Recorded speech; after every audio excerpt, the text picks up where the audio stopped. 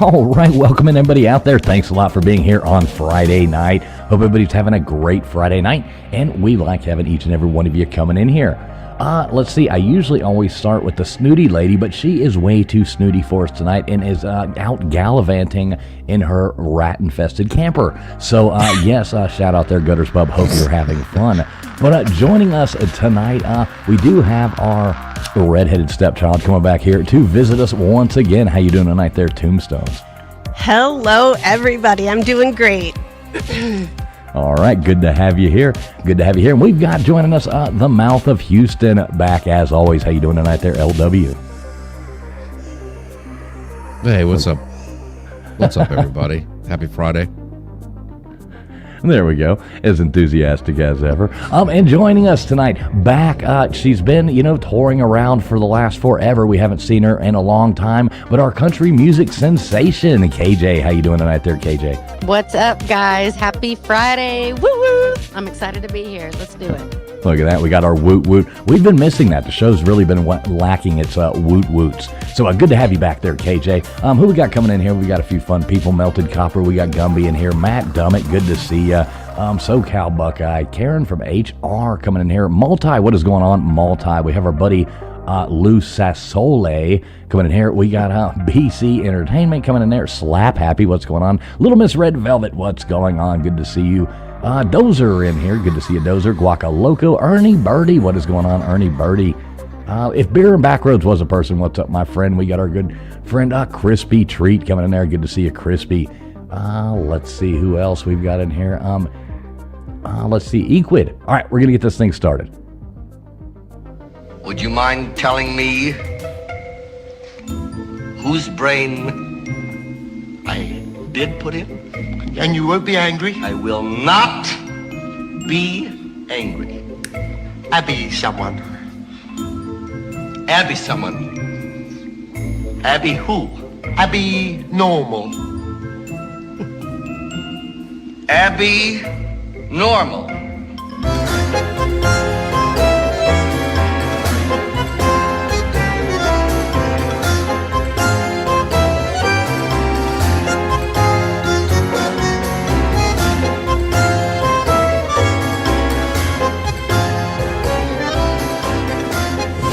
Listening to the ASN Podcast Network.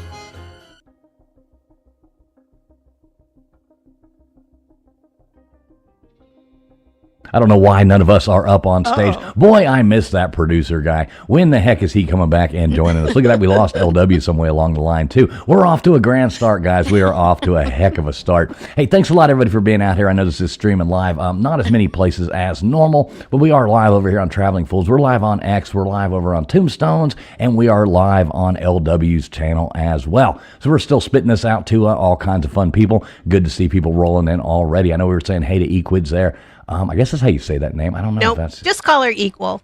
Equal, okay, yeah, Equal. Yeah, you got to correct me on some of these. Yeah. I'm not jive and hip like some of you cool kids are. Yeah. Not down definitely with it. not. Definitely not hip. Yo, jive turkey. I'm the old jive turkey coming at you. Let's see who else we got in here. Joey Foster. What's going on, Joey Foster?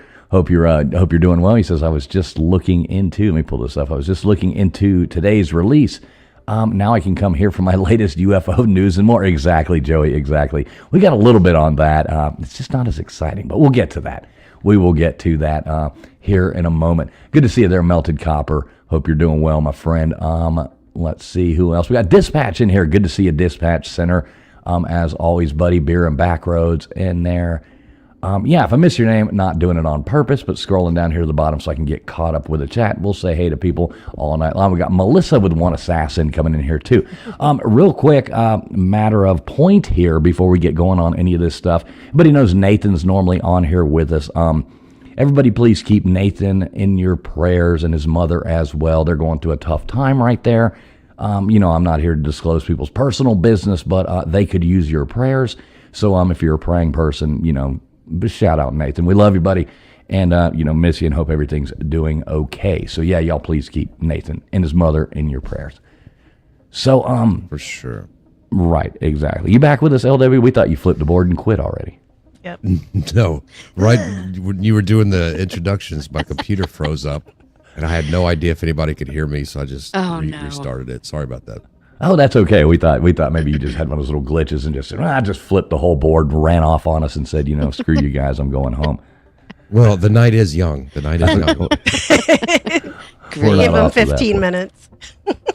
So KJ, before we get going, you've been touring around doing a lot of singing, going all over. You were just in Florida.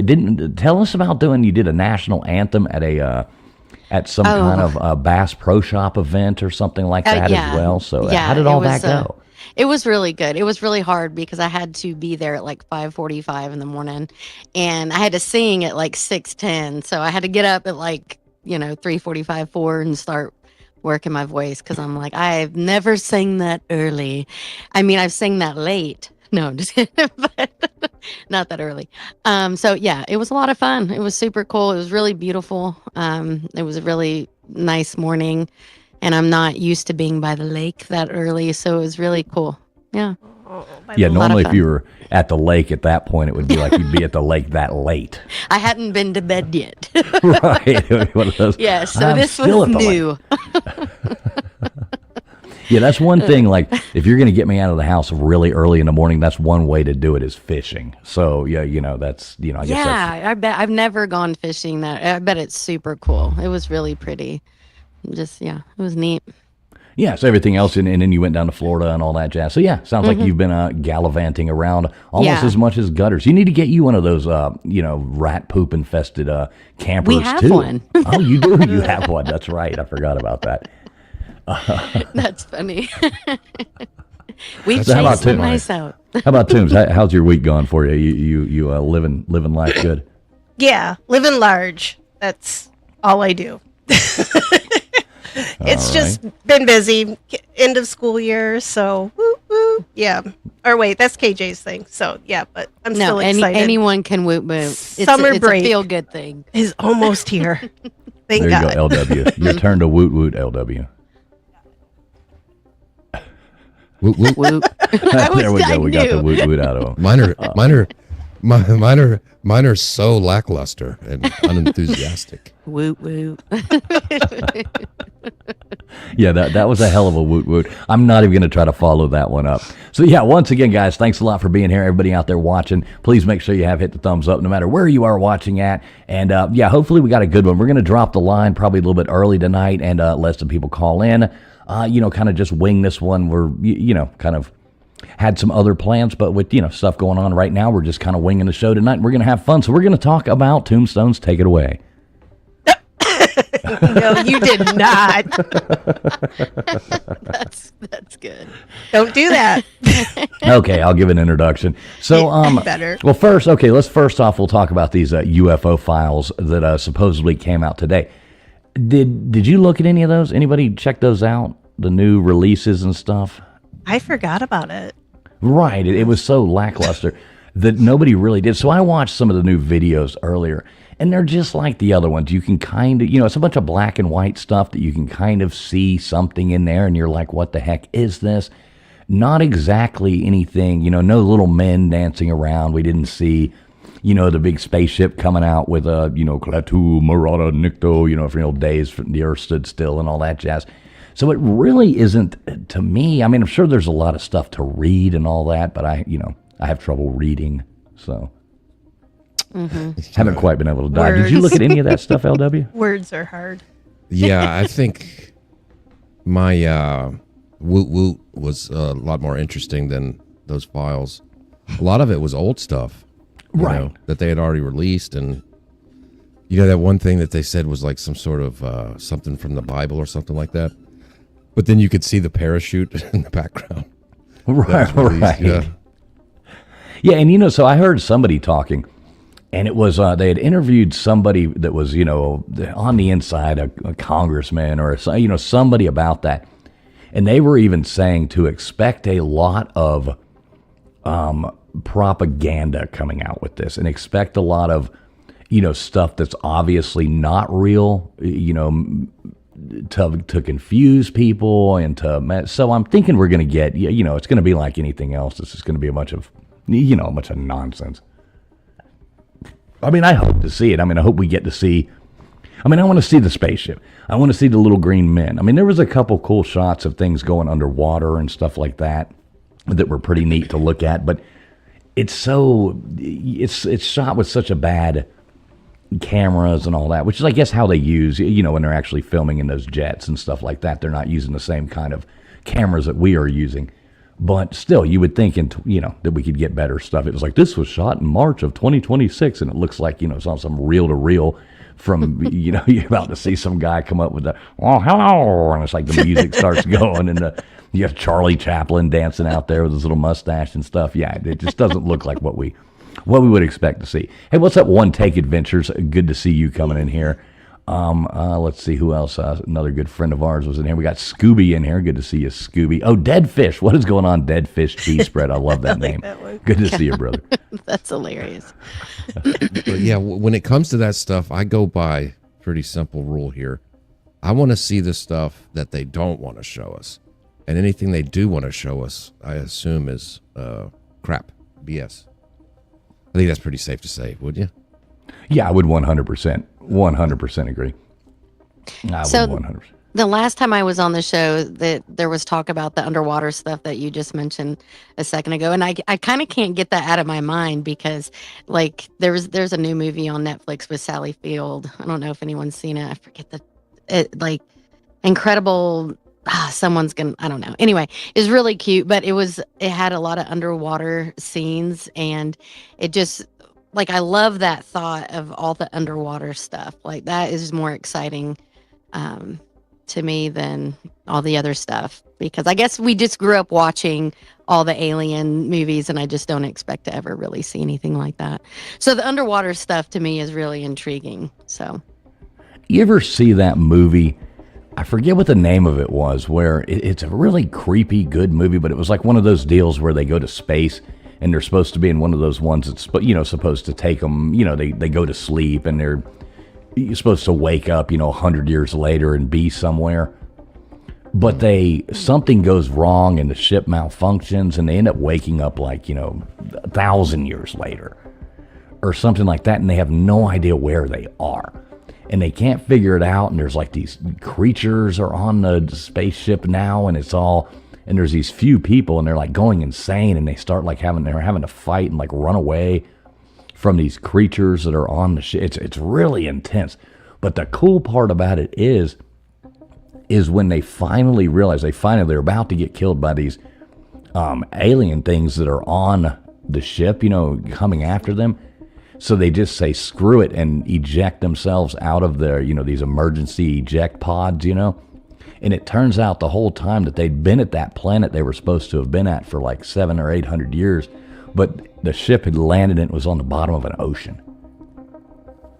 And the things in the creatures in there were evolved humans that have evolved to live in the spaceship, and we're like, it's really creepy. It was a good movie. I forget what it was called. What's up, Snooks? Good to see you. yeah, that sounds Angela Wilder. Somebody in chat just familiar. put it. I think, is it Scooby-Doo said Passengers? Is that, that sounds... No, it wasn't No? Passengers. No, I forget the name. It's got a weird name. But it was I a thought really... you were going to say the cool part when they were 1,000 years ahead that they ran into Keith Richards. Right. That's awesome. Get out, And he he's the still one. looks the same. And remarkably bright creatures, Melissa. Yes, that's the one I was referring to. But I want to know what the one you're talking about is because it sounds so familiar. It seems like the name. really It seems like old. it started with a P, if I'm not mistaken. It's got a weird name. It seems like it started with a P. It's Passengers, isn't it? No, it's not Passengers. No, It's I would remember only- that. I I'm would just going to definitely keep remember pushing Passengers. that one. That's the only P one I know.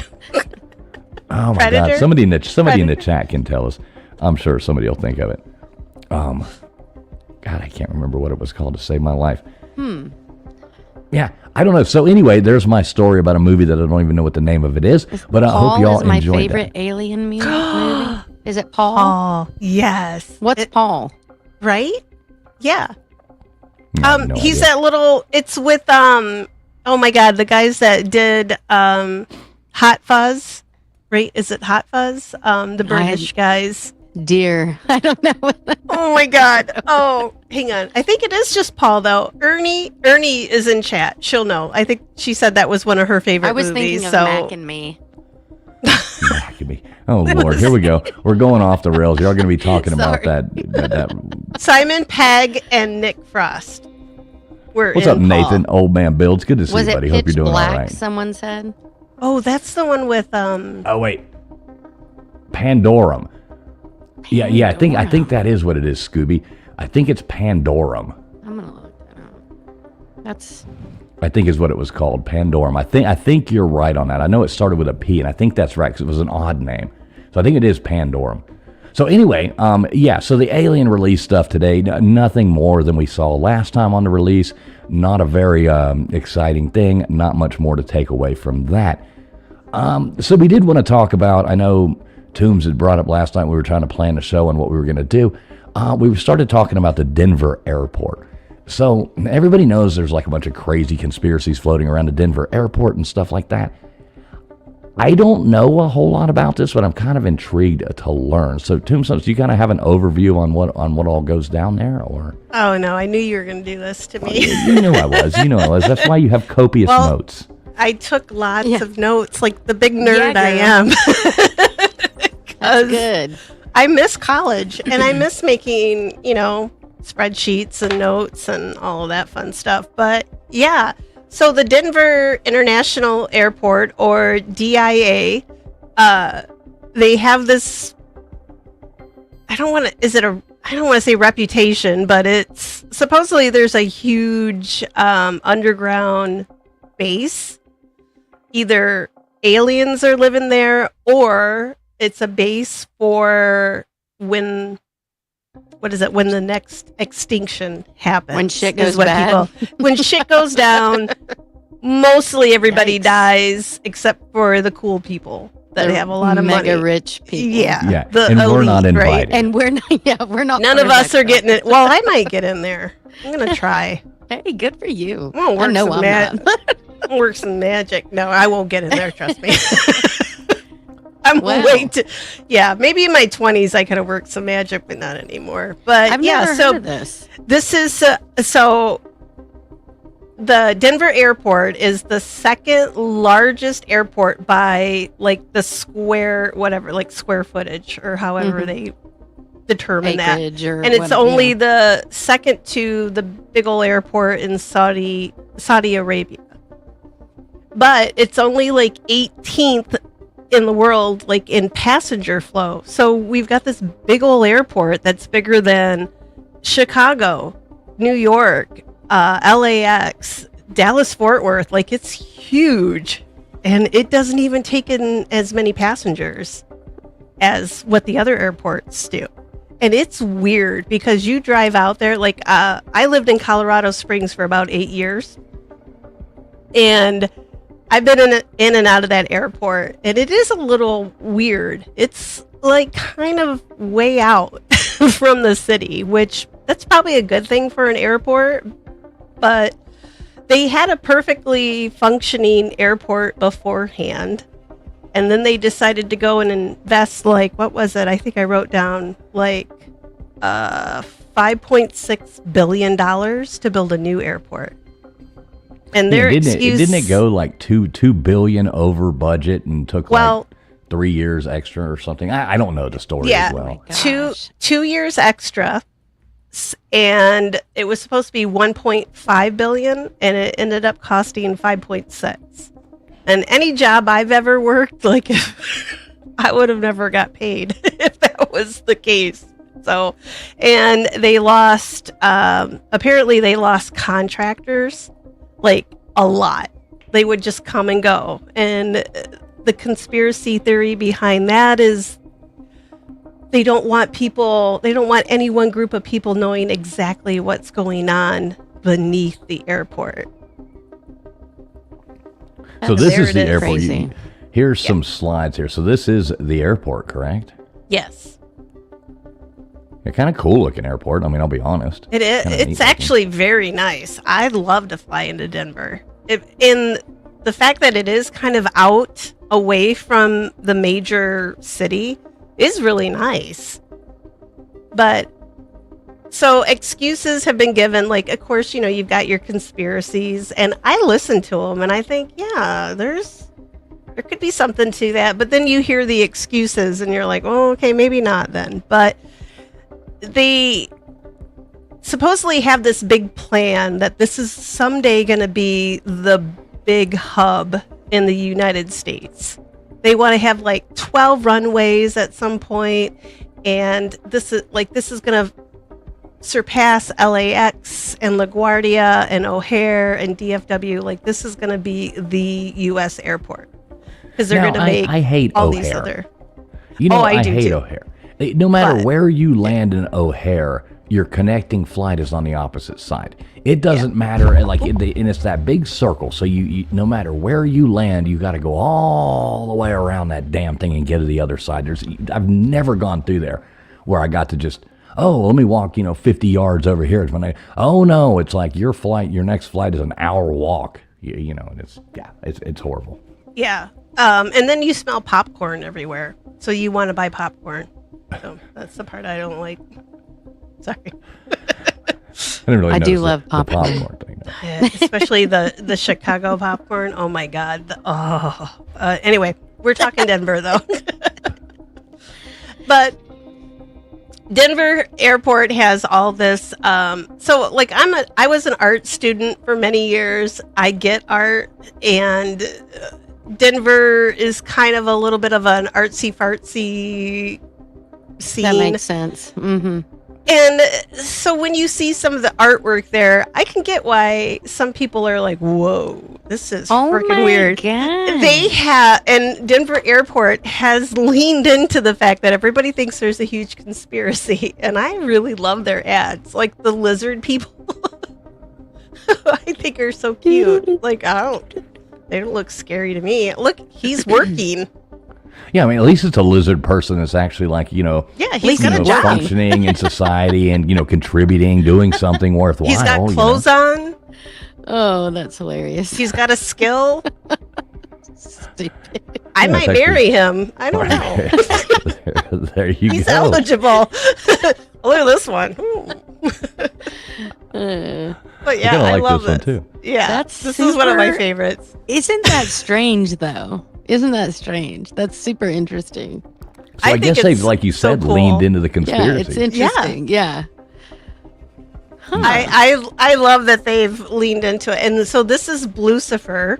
I can't see that. Now, Blucifer has a really cool story. Oh, and I wow. Every Is it a story unicorn? No. Or just It's a big blue horse that has red eyeballs that like glow in the dark. And if you go for a nighttime flight to Denver, it's really freaking creepy when you roll up in there. It's really I mean, creepy. that's tied. I mean, it's obviously a Bronco, right? Like tied with the Denver Broncos. No, it has nothing to do with that. It is not. No, Oh, okay. it's not. That's what I always thought too. But okay, let me. I gotta flip through my notes Ooh, here. yeah, 'cause I've I've got a whole page. I think I've just on flown in there Blucifer. before, but it was so quick. It's not like I got to experience anything. Yeah, it is But beautiful. we're talking about airports, KJ. And Melissa Right. says that he has a veiny butt, Uranus. Wow. Yeah, that's true. He is anatomically correct. I'll just put that out there. But his name Wow. is the Blue Mustang. Yes, But- I know him. Every Stupid. I'm sorry. I gotta get back on track. All so the Blue Mustang, but everyone calls him Blucifer because look at those Oh my eyeballs. Other names are the Sapphire Stallion, which I don't know. That one wasn't very cool, but there was another one that was really cool, like something like the freaking demon horse. I don't know. I wrote it somewhere, but I've lost it now. But he was 18 years old as of February. So he hasn't been there as long as the airport, but he is 32 feet tall. So he's huge. And he has these glowing red eyes, which are LED. And the artist that designed him Malta's comment here. What do you say? I don't know if I want to look. I might Says he lose knows a it. gay bar by that name. I guarantee that's earlier. true. I will put money on that. That's silly. Oh my gosh. Yeah. I gotta collect myself. It kind of reminds me of the horse from, in Darby O'Gill and the Little People, when they're up on the mountain and, the horse up there with the banshees coming, and his horse jumps up and he gets, like, possessed in the lightning. It kind of reminds me of that right there. It's bringing back childhood terror. Yeah. It reminds me of the Kelpies in Scotland. If you guys have ever seen the Kelpies, Duke and Baron, they're these big horse heads that are in Falkirk or near Falkirk, and yeah, they're huge statues. They're a big deal. Look them up. They're very beautiful. But that's what this kind of reminds me of. But so the artist who designed this, his name was Luis Jimenez, and he died in 2006. When he was sculpting this, one of the sections that was like, this thing weighs like 9,000 pounds. And one of the sections fell on him and severed an artery in his leg, and he died Oh my while he was gosh. still making this. So this thing is cursed because even I think there was a video I watched with like whoever runs the airport, the director or whatever, he's like, yeah, we're not moving this thing. It's here forever. Like, we're not touching it. It is forever. And then the artist, his family came along, and in 2008, that's when Lucifer was finally installed. But it was after the death of the artist. Oh, So, Lord. yeah, it was pretty crazy. So, Death by Lucifer. Well, and what is this? Melissa said I stood under his package. Oh, So- man, and Bills wants to know if he it's a died of male. blue balls. Yeah. I have a feeling. Jeez. Oh, my God. This But is Lucifer is my favorite thing about pulling up to that airport. Like, it's so cool. Like, yeah. I always Wow. thought it was Denver Broncos too, but Yeah. not. yeah, that's interesting that it's not the Denver Broncos. It's probably some symbol for something weird we don't know about. Mhm. Well, apparently the red eyes are supposed to be, well, Mustangs represent like the wild horses across the plains, Colorado, all of that stuff. But You just wrote a country song. I think The I wild did. horses across the Wow. plains I think in that's already- Colorado. I think that's already a song. Well, there's a wild no, but you can look. You just I'll wrote write a new one. I'll write a new one. Here I go. And I the got, chat's on fire I got more here tonight. paper. The chat's on fire here tonight with the bad comments. I love it. I knew love it. Lucifer was going to be a hit because I know Melissa loves Lucifer, so yeah. But so the red eyes are not supposed to be demonic. but they're red and glowing. They're red and they're glowing. I mean, pick a different color. But Right. the artist, I guess his anyway, father, they'd be like the artist, his father owned a neon sign shop or business or whatever, and so this is supposed to be his tribute to his father, I guess. But I don't know. Pick a different color. Make them blue. Make them blue.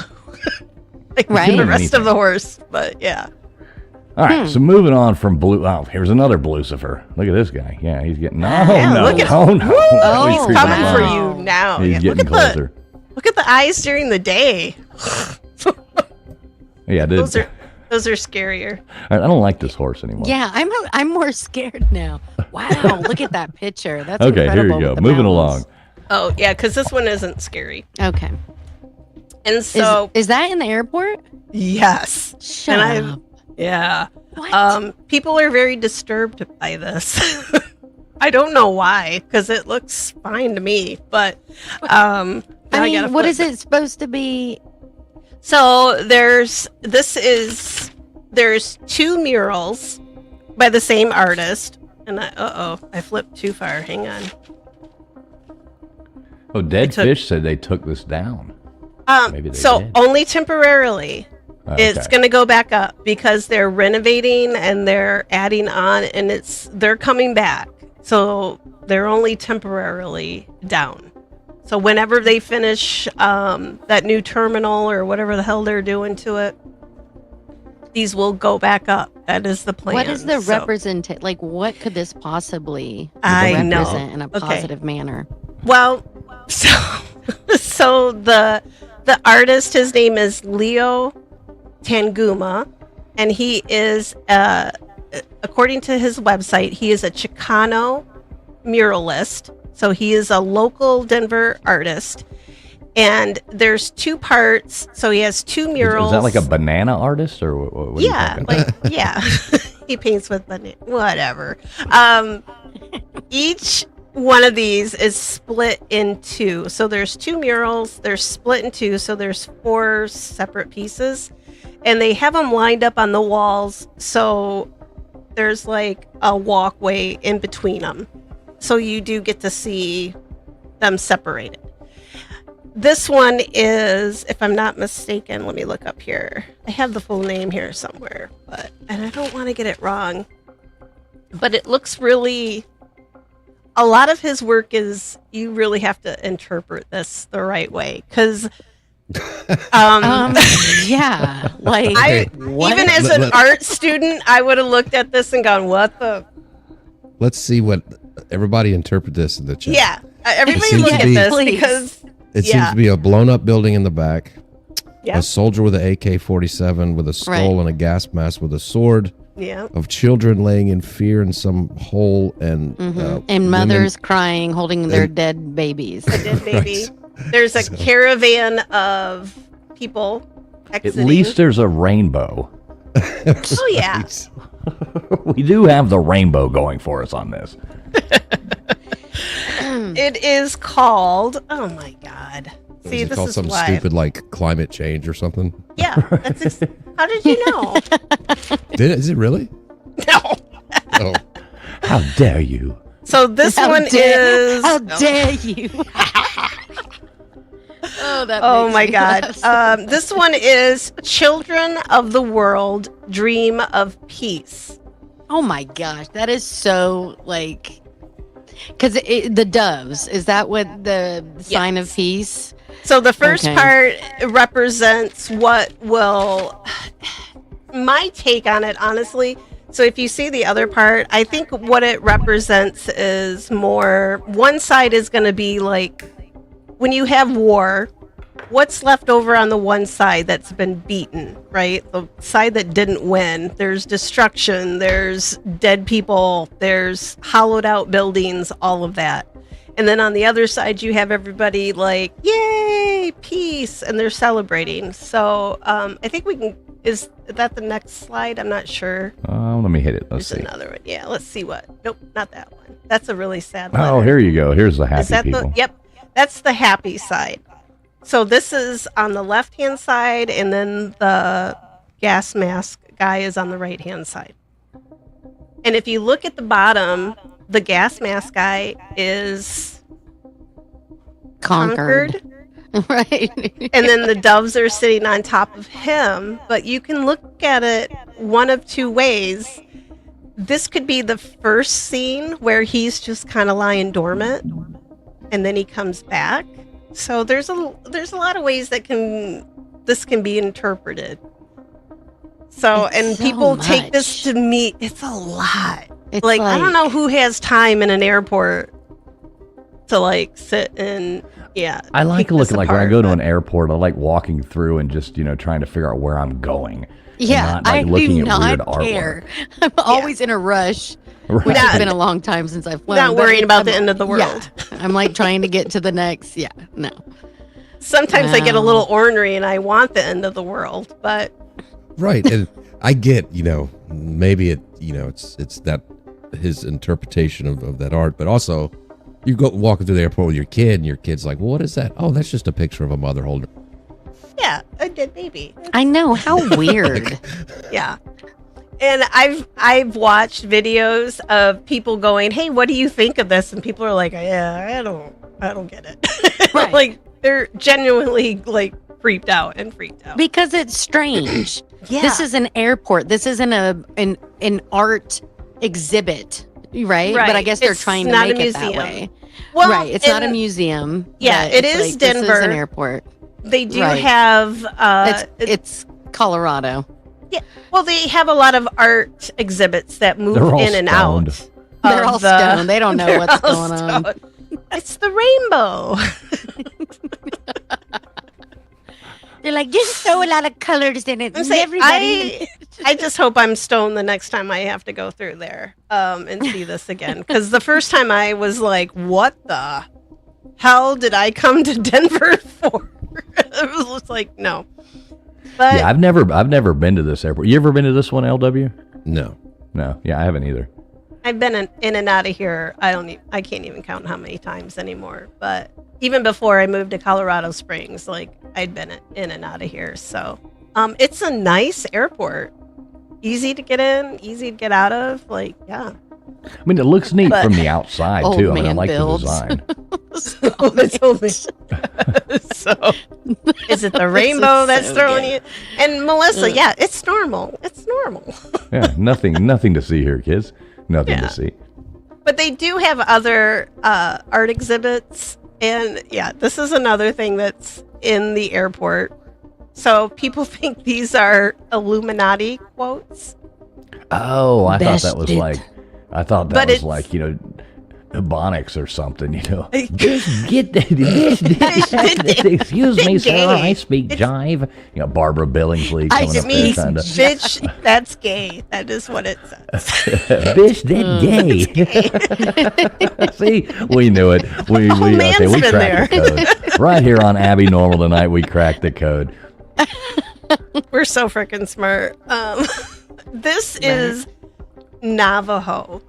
So they have a little bit of, I don't know what these people were thinking when they designed this airport, but they were artsy fartsy. Like they just embraced it. I don't know if this is, That makes sense. it's Colorado, right? Like they're Yeah.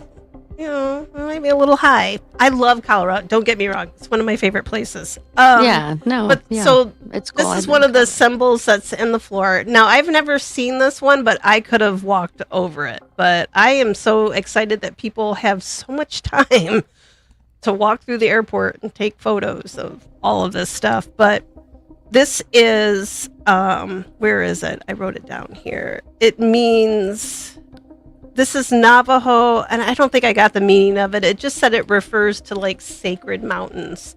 So some of the words that are spread around, like this one, it's Navajo, and it just means like different areas around Colorado and what the Native Americans called them. So that was it. But people Yeah, think that's these cool. are Illuminati codes. Oh, I see what you're saying. Could be the same. Could be. Yeah, Little Miss Red Velvet makes a point. Who's paying for all this crap? That goes like to Hot put all this money. artwork in and stuff. Well, and it's interesting how to be chosen as an artist, to do something like that is pretty major. How did that happen? Yeah, it's that 32-foot tall horse. Yeah. That's freaking awesome. You got to be. Somebody really came in up with to me the- and said, "Hey, build me a big horse," and I'd be like, "All right, let's do this," and then I die.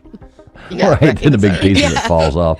It would be Aw, like the how big- sad. That's It would be sad. like the horse wiener would fall off and hit you in the head and kill Yeah, you. All that of a is sudden. death by horse wiener. It's, Alrighty. I think that's Death by isn't that horse ironic? It's hilarious. It was the left nut that took her out. It was always always gonna be. Always that left nut. So my we God. got the blue stallion. We got rainbows painted over. I feel Weird a blue artwork. oyster joke. I feel a blue oyster joke coming on here soon. Definitely. That should be like the name of the airport bar should be the Blue Oyster. You got to go, man. I'd go there just for that. That'd be fun. I have Well, funny LW would be neighbors. working there. Of course. Yeah, and did fish cheese I would be spread. like I love Norm that from name. Cheers at that place, buddy. Abnorm. Oh my God! What were you saying, Toombs? did fish cheese spread was the New World Airport Commission. So there is a cornerstone that they laid at this airport, and nobody knows what the hell this New World Airport Commission is. Like, there's nothing for it, apparently. Let me guess it. Does it have a Masonic symbol? Yes, it does. Of course it does. And this is this is how damn big it is, right? There's not a whole, like, there's the airport portion of it, and then there's all this stuff around it, just like vacant land. And it's how many acres? I'll find it eventually here. And What's that's up, just Johnny? Good to see you. That's just weird. The size of Denver. You know, I mean, it's a nice sized city, but as far as they're planning on being the biggest airport in America, I mean, the population and the flow through there isn't that great, is it? I mean, it's not like Atlanta or LA. Well, that's what I'm saying. People Chicago. fly over that's why they're called the flyover states, right? Right, I didn't think anybody went to Denver I don't know. I've never been to Denver. I mean, I guess it'd be a cool place to go, but I mean, if I wanted to go, I think I would want to go in the winter, you know, and go snow skiing or something. That's what comes to mind when I think of Denver, but I just went for an audition, so that was my only reason. So I didn't get to experience. You know, I went to a couple shops, but that was it. I love Denver, but I love Colorado Springs a little bit more just because it's not as congested as Denver is. But there's just so many places. You have, like, the Rocky Mountains are right there. And it was supposedly they said that if there was a nuclear attack, Denver might be safe. So riddle me this: what is going on with the gargoyle in my suitcase? Yeah. So this is what happens when you put all your dirty underwear in there, and then you open it up, and then it's. But alrighty then. Yeah. Just don't open it. This is That's another funny. art installation. That's at the and these are I think they said there's one in the east and west baggage areas, and I'm not sure which one, but they call them Notre Denver, is the name of the. I think there's two of them, but I think they're really cute, especially this guy with his bird. Well, I actually think gargoyles are kind of cool. Hanging out. I mean, gargoyles are kind of cool, you know, when you look at the old I buildings. think so too. You know, I like the old Gothic one, buildings. yeah. Mm-hmm. Weren't a lot of them Notre Dame. used? Yeah. Weren't a lot of them used as actually like a somewhat of like a gutter system as well? I mean, didn't they help with that, like for water drainage Sometimes. to make it go a certain way and stuff? Which obviously Yeah. this is not going for water drainage. This is just going to creep you out. Like every child walking there is looking down at their suitcase, walking by. It's like, "Come on, little Timmy, let's go for your I first know. flight. Here, pack your Open bag." your He's like suitcase, walking honey. along. No. Yeah, he goes, "Well, I don't want to open my suitcase. I don't want to open my suitcase." Mom, That there's a thing's gonna demon come in out. my suitcase. No, there's What's up, Two Seriously, awesome my dogs. son would be super scared. Like, seriously, I know. My He would kid be never like- was, but I don't know how recent these are. I don't remember these guys in the baggage claim area, so they may be newer since the last time I've been in there. But they're a little creepy. But I mean, gargoyles are like protection. That's what the church had them up. They're not demonic. But that's not or- a normal gargoyle. That's the one going, That's one in your suitcase. holding its face. You know, it's like that's Well, not the there's- normal. There's You some wanna get creepy into- gargoyles out there. What's the Roslyn Abbey that's in Scotland? The one that was in the Da Vinci Code, right? That one has. I have photos. I've been there. I've taken photos of some of the men on the side that, like, the water does come out their mouths. There's some little creepy individuals like lurking on the side, and they're supposed to be protecting the inside. It's supposed to scare away the demons. So Well, I guess always think in of order to Ghostbusters. You know, in order to scare a demon, you have to be as uglier than them, I guess.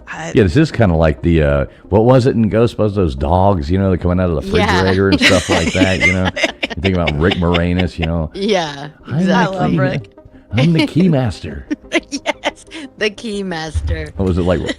Rule, raw, or whatever. I don't know. Roar, yeah, Yeah. whatever. whatever the hell they were. And Sigourney Weaver, which we were talking about her a few weeks ago. So. She was so hot in that movie. You see, even Little Miss Red Velvet says former cabin crew flew to many airports. This is just weird. Yeah. There's some weird stuff here. Like, I can see why. Like, I totally see why people would be like, "Oh, this shit's weird." Yeah. It is. It is weird. It's Beer cool and weird. Backroads says this is what I need for Christmas. I do not need this for Christmas. Yes. Although I would like to have I'm the taking a statue. note. A mini one. I am. I'm getting them one. That's it right here. Don't worry, KJ. Zool. Don't worry, KJ. Yes. You know I've already ordered you the custom Robert the doll that is headed your way. So if you want to start swapping gifts, and we've got it. That would be funny. Oh wait. Old Man Bill's. That's right. Zool. Zool, yeah, Zool. All right, so what else we got? Okay, so here's part of your collage of. Yep, what this in the is hell the is other going on one. here? Yeah. So It does this look is cooler from afar. You know what I mean? Yeah, That way this you're not one paying is too much this detail. is this is the least shocking of the two. Like, you'd really have to go up at, well, I don't know. If you look at it really close. So the left-hand side is a little so there's a couple people in glass coffins over on the other side, which I totally dig. I think that's really cool. But I like that stuff. But it shows like extinction. So there's like some I think there's a penguin that's in like a glass case, and it shows like the woods are on fire. So it's like we're supposed to be taking care of the environment. However, people think this is what's going to happen. Like, we're going to have this mass extinction of animals and all of this. And then we come over to the second side, and there's this weird, freaky plant that's coming up out of the middle with all these kids that represent all these different cultures. Like, there's a little Scottish kid in there. Like, he's doing his little dance too. But and they think the other side represents like that weird little flower that they're sitting around that's supposed to represent a new world order, like a whole world government. So, And that thing I is don't- rainbow too. He Yeah, a lot likes of rainbows. rainbows. He likes rainbows. I think that's the. Yeah. And I like this buffalo head. Over Right. there I on like the that's left. the first thing I noticed. Yeah, me too. I was like, who's the buffalo? I noticed the dead people down on the bottom, but that's me. Let me see. Can we zoom in? Oh, look Yeah, at it's that. hard there's for me to. There's see. another one of each side, but Oh yeah, so it's one mural, and then they separate it by like a Well, who walkway. painted Elizabeth Warren in down here? Oh, she's right there on the bottom. It's Pocahontas. that's funny. Oh, God. Okay, let's click to the next one. We'll see what else you got for us here. Okay, here's a close-up of the buffalo. There's a close up of the first scene. So Yeah. there's dead animals. It's a lot. There's a lot going on here. Yeah, there's a lot. There's dead people in coffins, and a lot of stuff going on. Yeah, it seems to be a theme. Yeah, I think he's got a bleak outlook on life, but I think this guy's doing a lot of acid is what I'm thinking. he's smoking more than I mean, the this- national flower or the state flower of Colorado. Yeah, this one's kind of weird. All right, what else we got?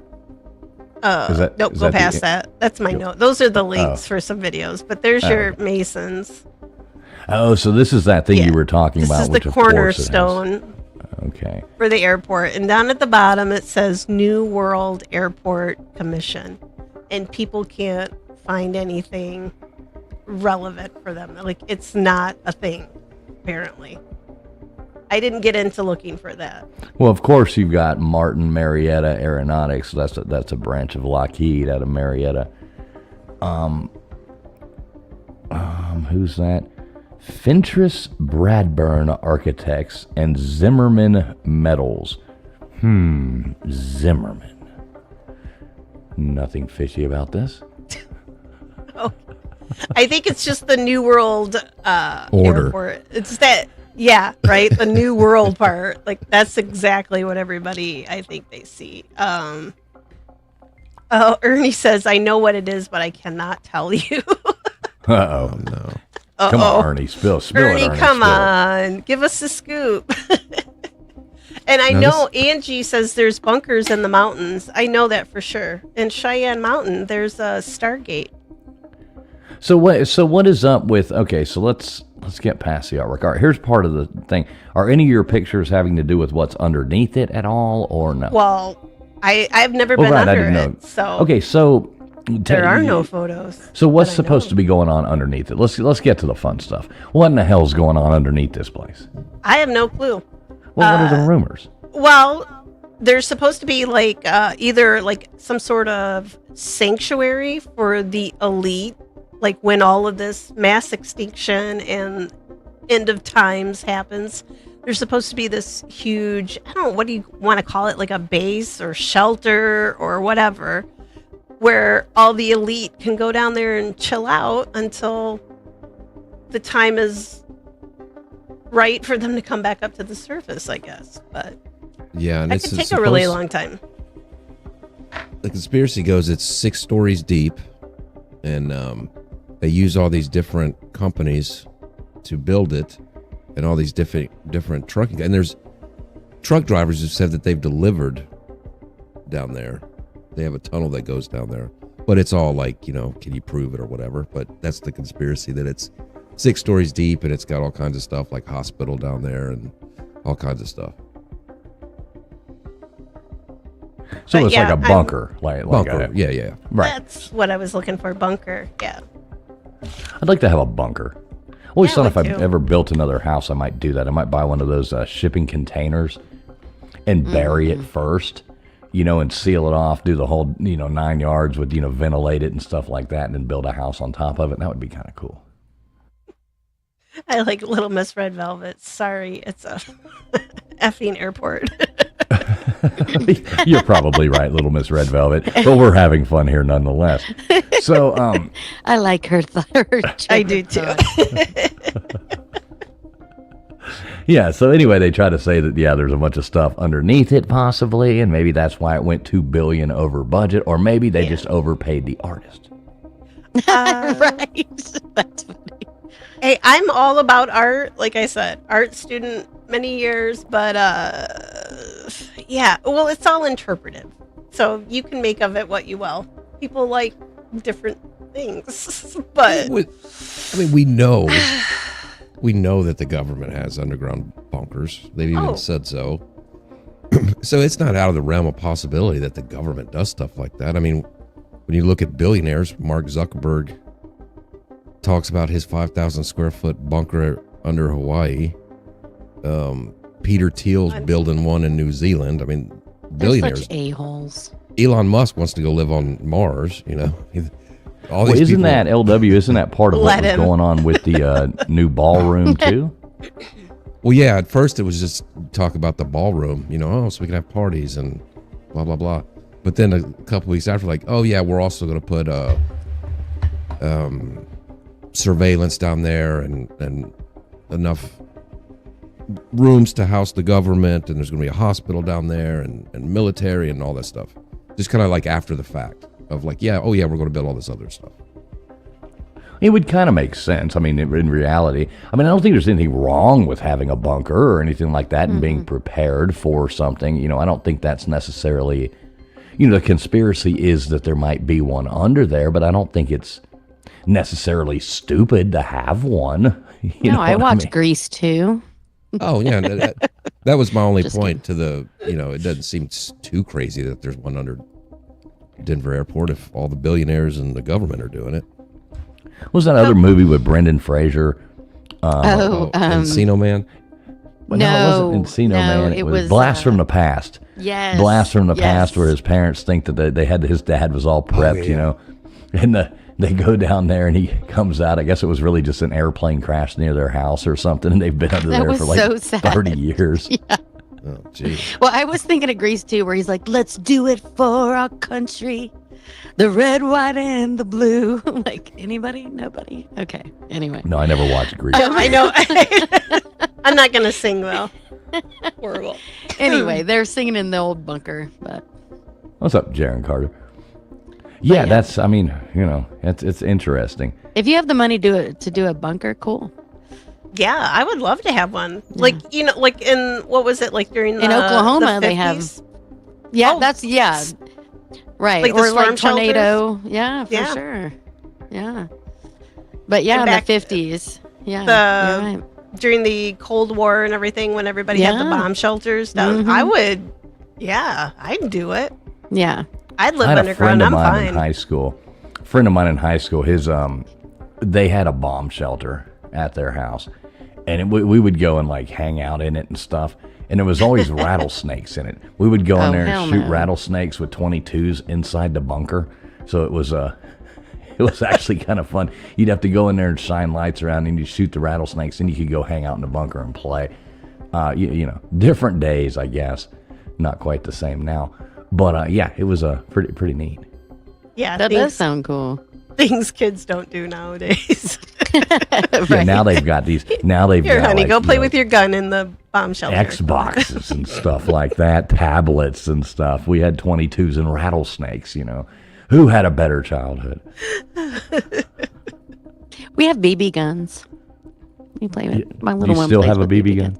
Oh, we have two. I have a pink one, and then we have another one. Oh yeah, we have BB guns. We got BBs, and we have also those guns where you put the little beads in water, and they like gel up. They get bigger, and then you shoot them. They're fun. Ooh. Mm-hmm. Yeah, they See, have cool we- stuff now. Kids do play with cool stuff. Yeah. You just my, don't, see it.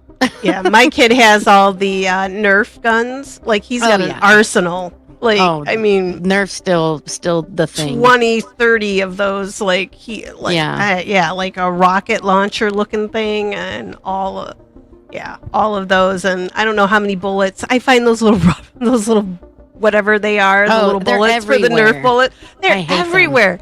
We pull out like the refrigerator. They're all like, there's like a graveyard Mhm. of them underneath it, and the cats eat them. Yeah, they're so much fun. But Yeah, yeah, see, this is the we problem had with so kids. much fun this with is the those. problem with kids nowadays. We were making here we go. potato guns, and they're playing with Nerf guns, and we were shooting each other with BB guns, and they got We Nerf. had a pumpkin gun.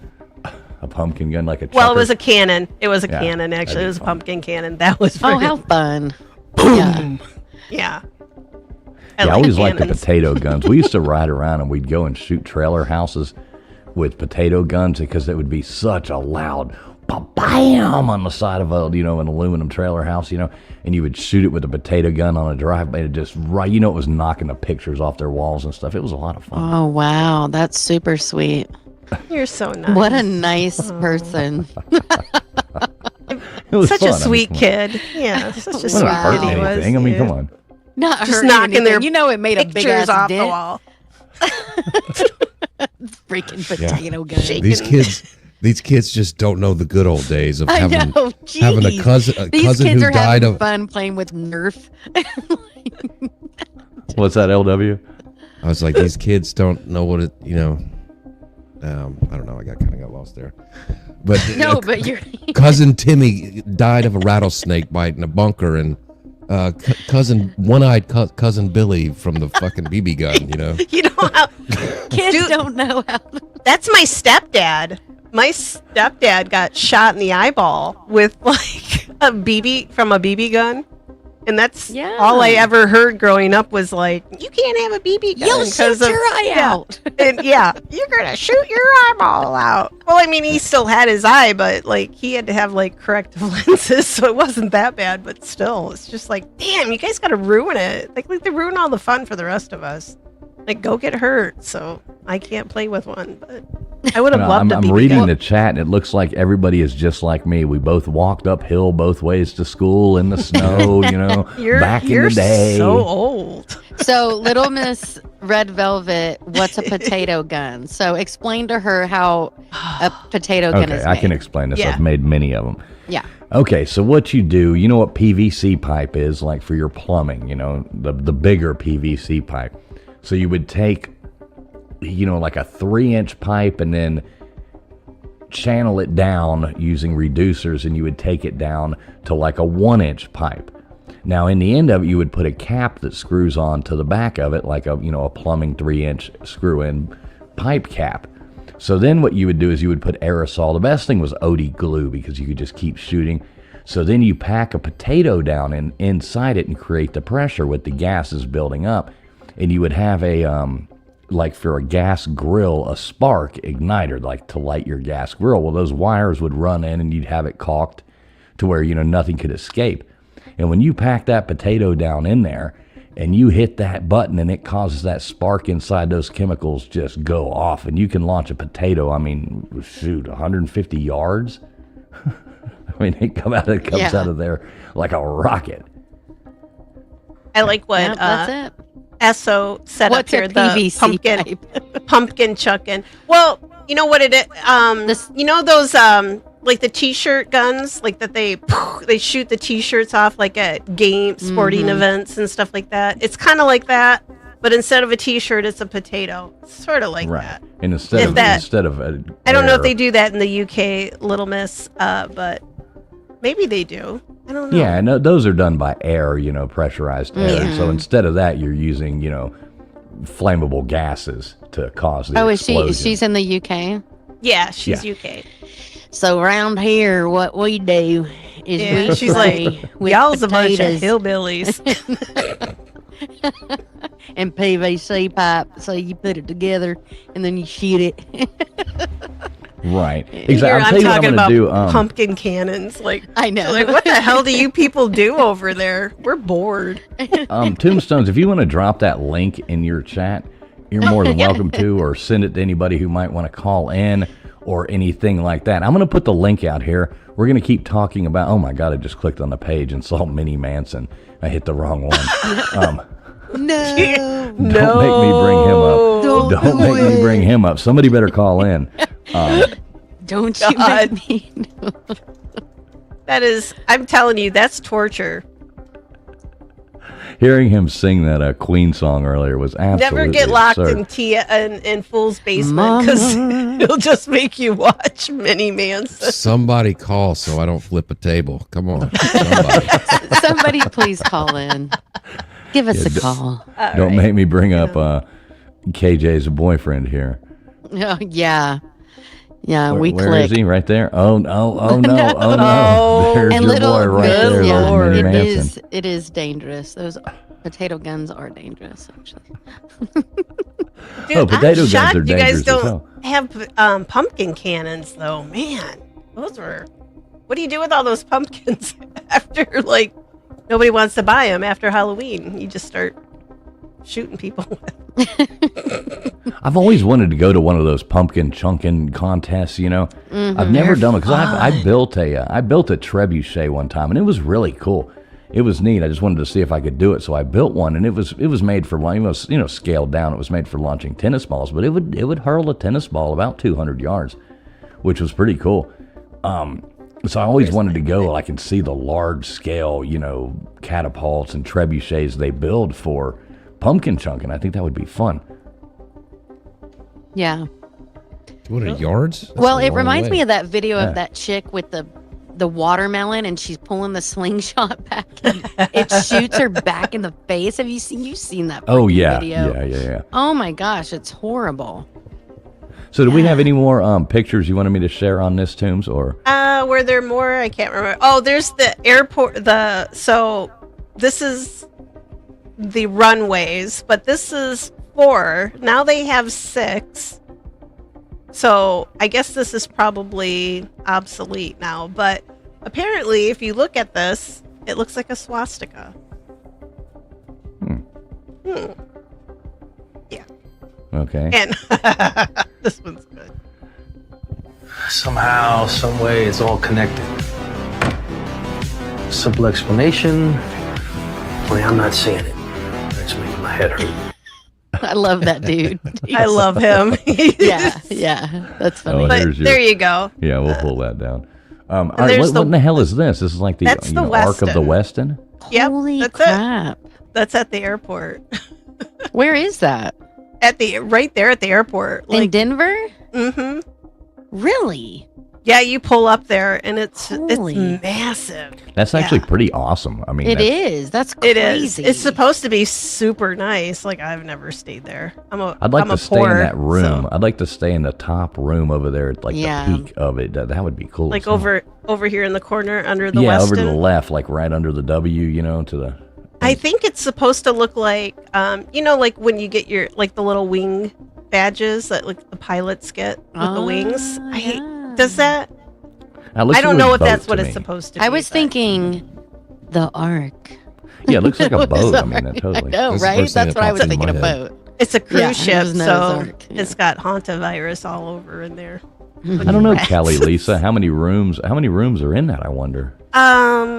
Dude, that's crazy. A lot. I think it was like 200 and something. Let me look it up real quick. I was about to start counting windows. 1, 2, 3. Oh my, we don't have time for that. I get about to like 28. He's gotta take his KJ's like, shoes off. 34, 37, 19, 8. Ah, dang it, I got to start over. I love that. It's so stupid. What's up, Crypto Alchemist? Good to see you, buddy. But Good to yeah, see that's everybody in here. crazy. Thanks a lot, everybody, for hanging out in the chat, doing all this. Like we said, a little different show tonight than normal, so we're just kind of having fun with it and Ooh. running Call along with in, it. But call yeah, in. we do thank everybody for being here, and the link is pinned right down there at the bottom of the comments. Anybody, you're welcome to call in, give us your thoughts, tell us what you think. Maybe you know more. You probably know more about this than I do. I know because I don't really know much about this at all. But yeah, I'm having fun talking about it. Anyway, so anybody feel free, click that link, call in. What's up, Steve Harloha? Good to see you, buddy. Yeah, I got a couple Aloha. girls over in my chat. They're in Colorado. Oh, I just Girlfriends, give us I a call. just totally doxed them. Oh, there Everybody you go. knows where y'all live. Yeah. Well, isn't that part of the conspiracy too that there's like a Navy document that's been floating out there that shows like their projection of the future map of America, and Denver would be like a port city? Yeah. Yeah, due to water. Didn't we look at that? Yeah. Oh yeah. Hey, we do have somebody clicking in here to call in. So let's zoom over here and see what here's Johnny. Uh-oh. We got a little bit of an echo. Johnny, how you doing? Oh, can you hear me? Yeah, we can hear you. What's going on, Johnny? How you doing tonight? Hey, have you guys ever heard of contingency of government? Yeah. No. The COG? No, explain. Explain about it. LW knows Well, what you're talking about. it's what would happen if the current government were to ever be wiped off the face of the earth. That there is a contingency put in place to fill in the gaps, and everyone is whisked away. Everyone that applies is whisked away to a location. It used to be something called the Greenbrier in West Virginia, which is an old hotel that was just converted into a bunker. It's since been decommissioned, but it's rumored that the Denver airport is the new Greenbrier. And if anything were to happen to the current government, the new government would be whisked away to the Denver airport, which is incidentally a mile above sea level, Right. which is pretty safe. Yeah. So that the government could keep going, so that America could keep going. Wow. That I actually mean, it makes makes sense. a lot of sense. Yep. Yeah. Well, that's what I always thought that funny. You know, if something like that were to happen, something as drastic as the whole West Coast underwater up until Denver, and that's now right on the water. So you're just talking about mass destruction all across the country. What government would there be? Like just a person in a suit? Like what are they going to do?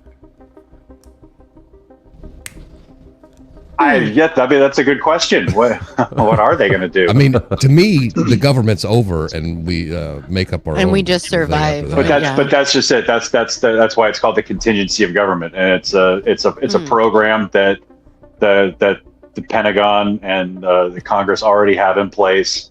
That every single person in the government will be replaced.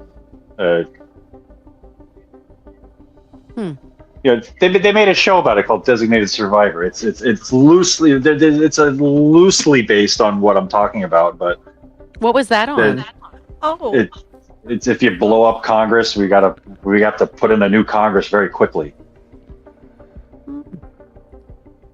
Yeah, that's pretty. I mean, it does make That's sense, cool. though, if something catastrophic. I mean, it wouldn't be just Denver that would survive. I mean, there would be lots of places. I mean, you'd think. Right. No, but the The- survivability. Sorry, Well, no. Just like at a high altitude. I mean, we all do know that, there has been floods before. There's going to be floods again.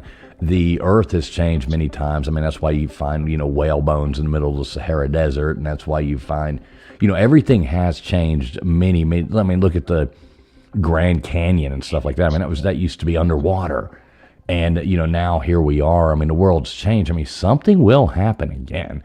It's inevitable. I don't know that that it'll happen in our lifetimes or anything like that, but I don't think anybody really knows when that will happen. I think the contingency they're more planning on is more nuclear related. Yeah, and I mean that could be definitely a thing there too, which you would look at. I mean, if a nuclear war happened, I mean you'd probably lose 70% of the population or something, but you would still need some kind of government to come back and put it back together. Otherwise it would be Mad Max. And the bunker underneath the Denver Hell airport, yeah. and the bunker underneath the Denver airport is where they would go until everything blows over. Wow. Yeah, that makes total sense. And I mean, I could see it being, I mean, the government, like LW said earlier, it's not a secret that the government has underground bases and underground bunkers already and things like that. I mean, Right. why wouldn't you want one to be in one of the most easily accessible airports in the country? I mean, Yeah, it's, but what it's is not it, that far-fetched. The seed bank in the mountains in Norway. I mean, all these people have donated, these billionaires to it. I think Bill Gates donated like $30 million worth of seeds to it. So either they're just being very precautious or they know something. I mean, it's either one.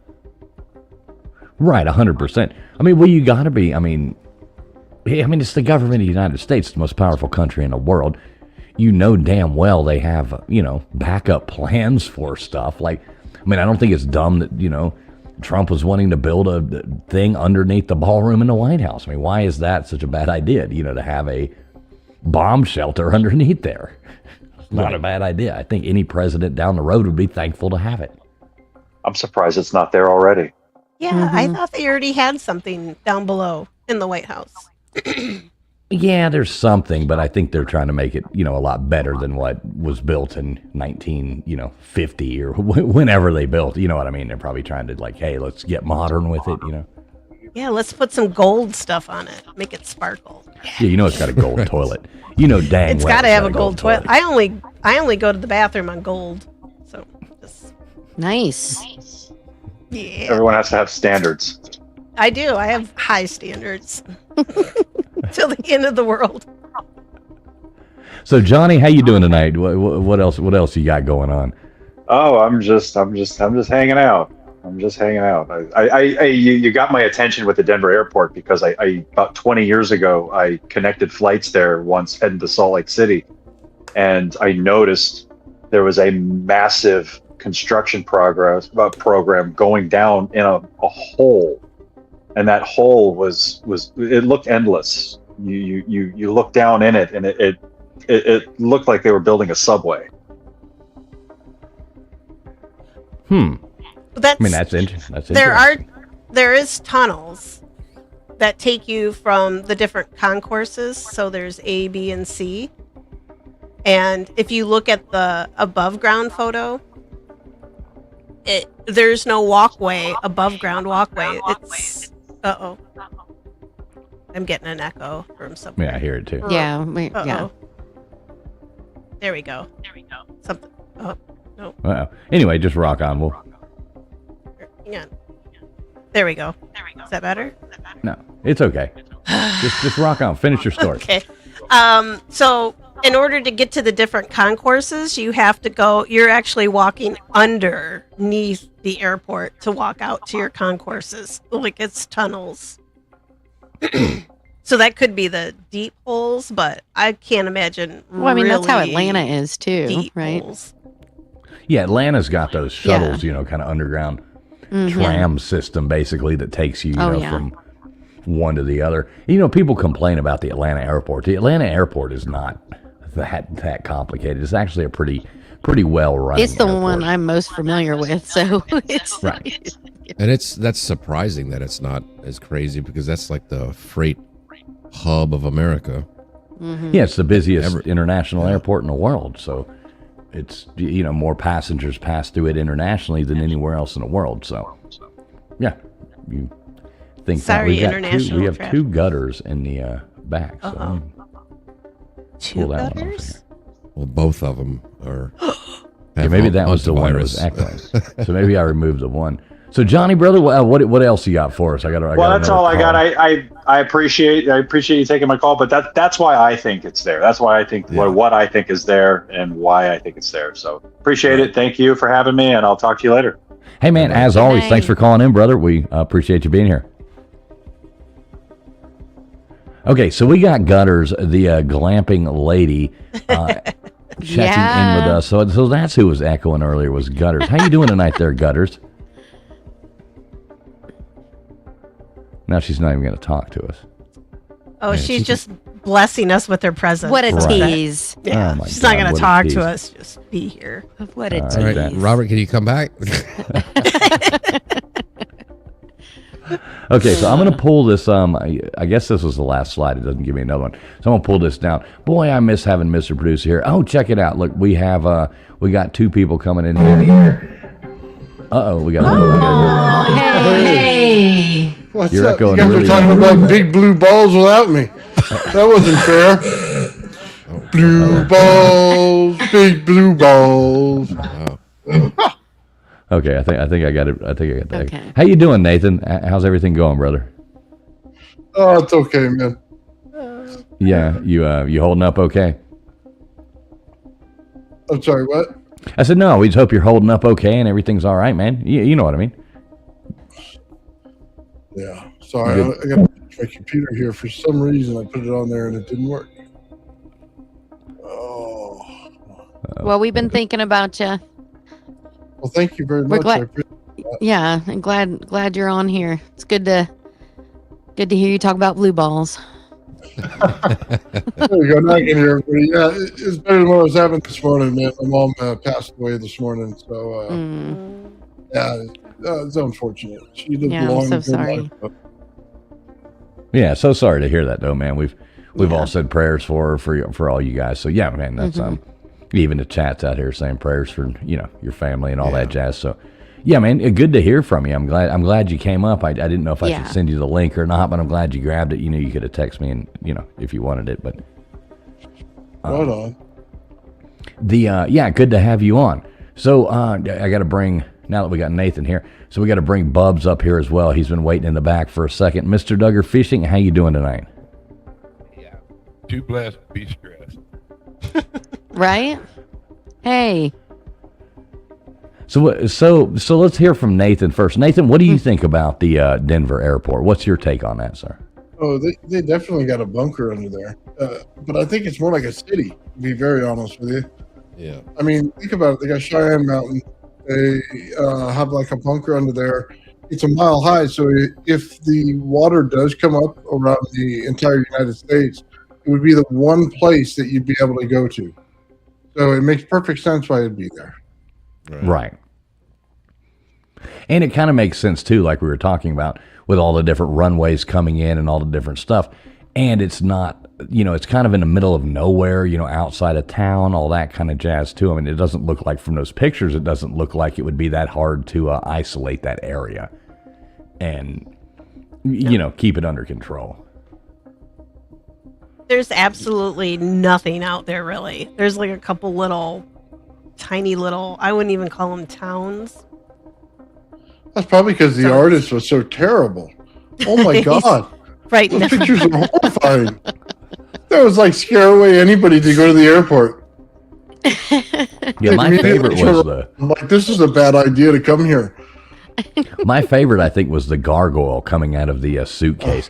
Like Those that would are my horrify. favorite. That would horrify any child that was trying to go through there. I Put your undies on. That's the only point of view I had. I eat underwear. Of looking at it was just like, that's just odd to walk through there with your kids looking at all that crazy shit. I know, dude. I know my boy would be like, what the what is what he would actually say. It didn't phase my kid when we went through there. Maybe I need to get him checked out. Well, he is my kid. He is my kid. So yeah. We're gonna survive the apocalypse, my kid and I. Nothing's gonna freak us out. So what do you think about it, Mr. Duggar? What do you think about this whole Denver airport thing? What's your take on it, sir? Denver airport. We can't hear you, Duggar, for some reason. Yeah, you sound really far away. Is that better? Yep. Oh yeah. Better. One of the reasons the Denver airport is so big, it's a hub for a lot of the airlines where they inspect each of the airplanes and stuff. But there's definitely some high tech stuff going underneath the ground. There's fallout shelters, of course, but I don't know if there's any nefarious things going on. But it seems like every important big place they want to put a military hub underneath it, sort of like the ballroom. You know, that's going to be a hospital and all kinds of stuff underneath there. So it's amazing, man. They're like big termites. They just go in there and build shit. You know, like beavers. But I think it's a quick place to disperse ammunition and stuff around the hub like that. Mm-hmm. To go to war.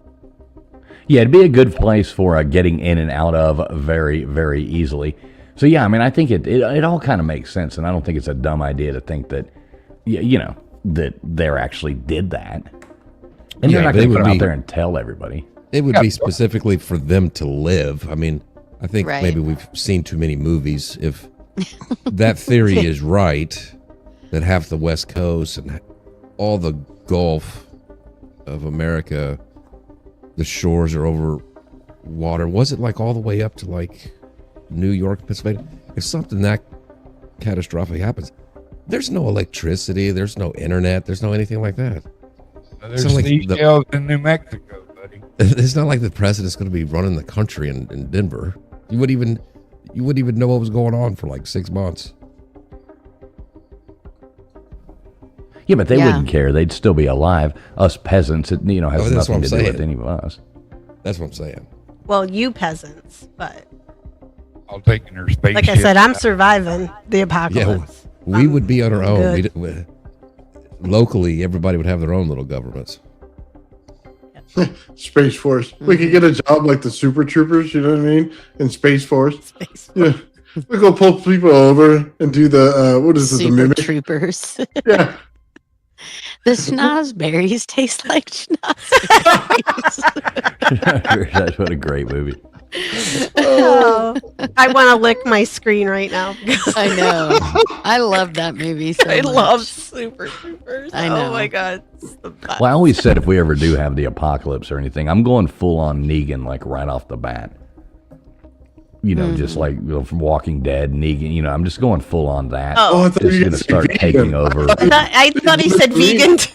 Wait, what did you? I thought you said vegan. I was like, that would Vegan? No, hell no. I'm not going I vegan. thought you I'm said gonna- vegan. I'm like, that might be more difficult, but I could see it. I just say he's lost his mind. That's all Fools was waiting for, to go full blue oyster was the I apocalypse. am finally gonna go vegan. Right.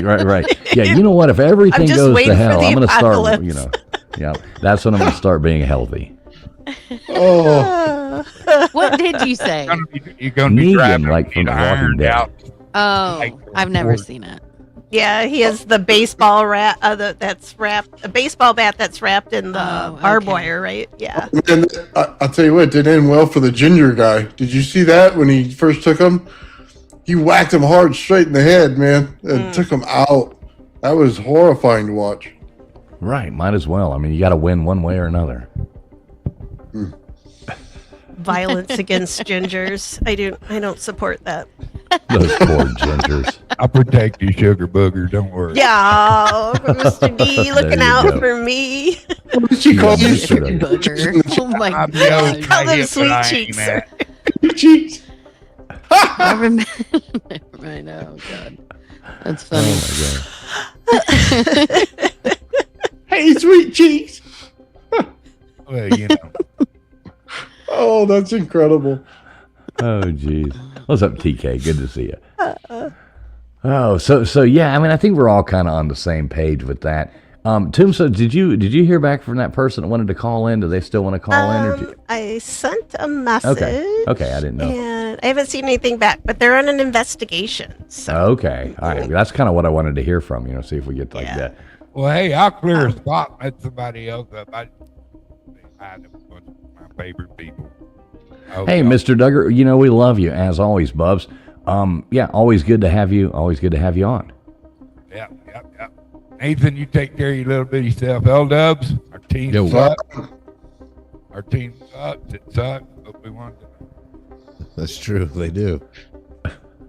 Baker says you'd reform the village people. Yeah, you take care of your little bitty self and little tombstone girl. Wow. All right, sweet cheeks. Have a great night, Bubs. I'm taking that good night to Nathan back. Fuck you, Nathan. Excuse my language. Oh, come on now. Good night, Mr. Douglas. Good night. I apologize. My bad. Pleasant evening. All right. Good night, Bubs. There we go. Mr. Duggar Fishing checking in with us right there. So what else we got? Nathan, did you, I know you've, been rather busy today. Did you have a chance at all to see any of the new UFO releases or any of that jazz? Oh, they're terrible. Yeah, I mean, yeah, we talked about that earlier. It's just, it was more disappointing than the first ones. Yeah, no kidding. I think somebody could do like little animals with their hands better than their spaceship pictures. I mean, okay, we do have Bruce Paranormal checking in with us. I think he's live on an investigation coming in here right now. Bruce, how you doing tonight there? Live. Hey, I'm doing okay. Hey, Bruce. Hey, yeah, I just got off the investigation. The weather here is really bad, so I drove home and seen you guys live, and I got Toombs your text. I'm like, hey, I'm going to join.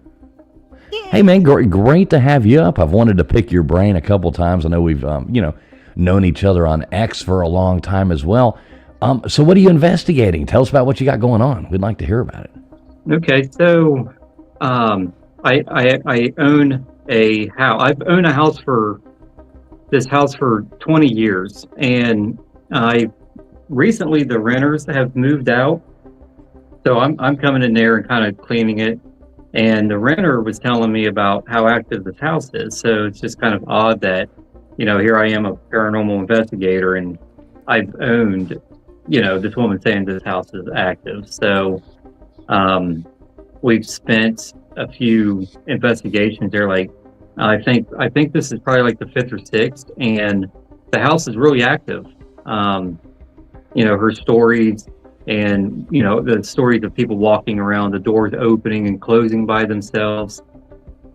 I've experienced it and got it on camera. So right now we're doing more of a, that we know that the house is active, and we know kind of the activity that's occurring there. So we're kind of just trying to pinpoint more of a scientific approach on what it actually is.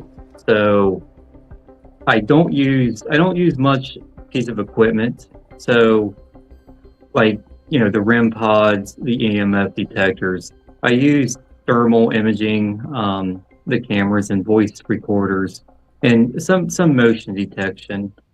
But what I'm trying to pinpoint down now is weather conditions, atmospheric conditions.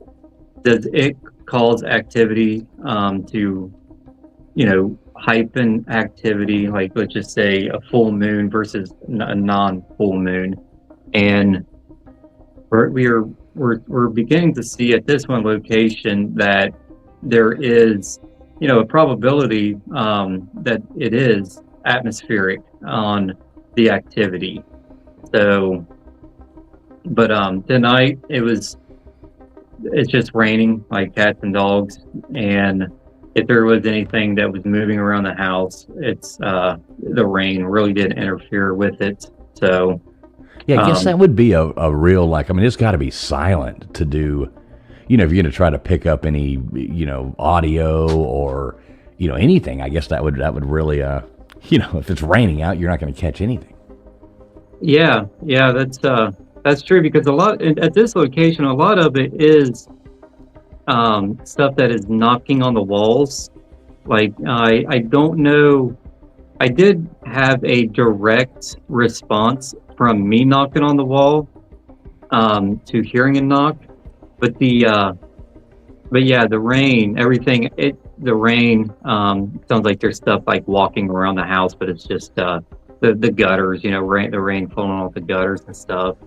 So, but yeah, the location is it's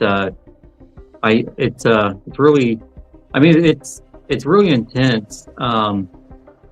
It sounds like something is hitting or pounding on the side of the house, and the house is only 800 square feet, and the footsteps and the I think with the last investigation, I think the front door unlocked itself and opened up twice on me. That was right behind me. So it's a really cool location, and it is active. And I mean, the biggest bonus is that I own it, so it's at my leisure just to go enjoy and really dive deep in what is a haunting and what maybe causes a haunting.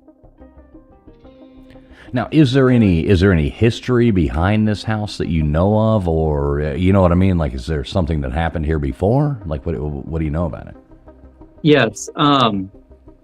So I recently just got the information, the history pulled up. So on the lot, it's always been called Mill 1, 2, and 3, and I never knew what that was about. But on the deed, it literally is. It does say mills lots. There was a mill that was on the back side of the lots, and there was a train track that went on the back side of the lot also on the property, and it was a limestone, like a limestone mill. And it was a pretty big operation. And the house itself, it's a real small house. Like I said, it's like 800, 900 square feet. I have I've got the record. It was built in 1941, but we have gotten pictures from the late 1800s that the house is there on the property with 5 other houses. But there was a fire that took place in the 1890s that burnt some of the houses down, which what we found was they were called, these little small houses were called servant quarters. And I don't know if it was truly servants or slaves. I mean, it's in the state of Ohio, and Ohio is a free state, but there is underlying conditions on, I guess, where you could maybe own people. If you owned a business, you could have slaves, but I don't know about that. But there was a fire, and there was nobody, there's no casualties reported, and there's actually only one owner to the property, and it started in, the owner owned the house since it said it was built from 1941 all the way until I bought it in I think I bought it in 2002. So the entire property and the history on who owned the land is really, really washy, but no, there's nothing on paper about deaths. So it's kind of weird, but yeah, it's a pretty cool property. I think it's 20 acres, and on the backside that there was a train track, so, and that mill. So there was obviously workers there, but who was working there and who died? I guess the mill itself was owned by investors, I suppose, back then that used the limestone. So that's what it was. Here where the house is, we got a really nice, I guess it's a white polished limestone from maybe glacier activity that polished this limestone. That's what they were kind of milling down and selling on the train. But it's it's an active location, and there's a kid element in it. So we were in there. So one of the servants' houses is still on the property. I got 1 out of the 5. It's still on the property, and we were doing an investigation inside of that, and all of a sudden there was a bunch of kids on the backside of the property. You could hear children, and I think it was 2 a.m. to the point where the activity is so human-like. It's like you can just walk outside and you could see, living people. So there was conversation of children going on in the backside of the property, and I've got my thermal, and there was nothing back there that could be seen, that could be naturally caused or naturally explained. And then it was odd because going to that investigation, hearing the kids, the knocking the knocking noises that I've heard, it's always been what I would only describe as like a 10-year-old, because I've got a 10-year-old daughter, and it's sort of like the height of a child that was kind of playing around, knocking on the side of the walls. And I did have an investigator that went into a bedroom, and we were doing an EVP session, and I have a recorder, so I really don't do. There's something that's called like the I think it's the EPC, where you use a spirit box and a headphone. Oh, the Estes method? Estes method, correct. But I don't have a spirit box. I have a true voice recorder that when you hook up headphones, you can hear it live. So you can actually hear an EVP in live time, which so we use it just like that method, but with an actual real digital video recorder. So in this room, I'm asking questions, and my friend is just listening through the recorder through headphones. So what's the creepiest thing you've ever heard, like told to you, like that you've ever picked up? I mean, what's like the creepiest thing that you've ever heard, come through your recorder? Yeah, so it's probably on this particular thing. A child. This panel? Are you talking about me? No. Yeah, you. He's like, yeah, it's you, dude. You. 100%. Dude, you're creepy. Yeah. So yes, on this thing, man, the creepiest thing I've ever heard through these damn headphones is you. You. Yeah. I 100% agree. But no, it was actually on this session where there was a little girl that came through the microphone, through the headphones, and it just didn't go through the headphones. He saw a vision of green light, and he asked, "Is your favorite color green?" And clearly you get a no.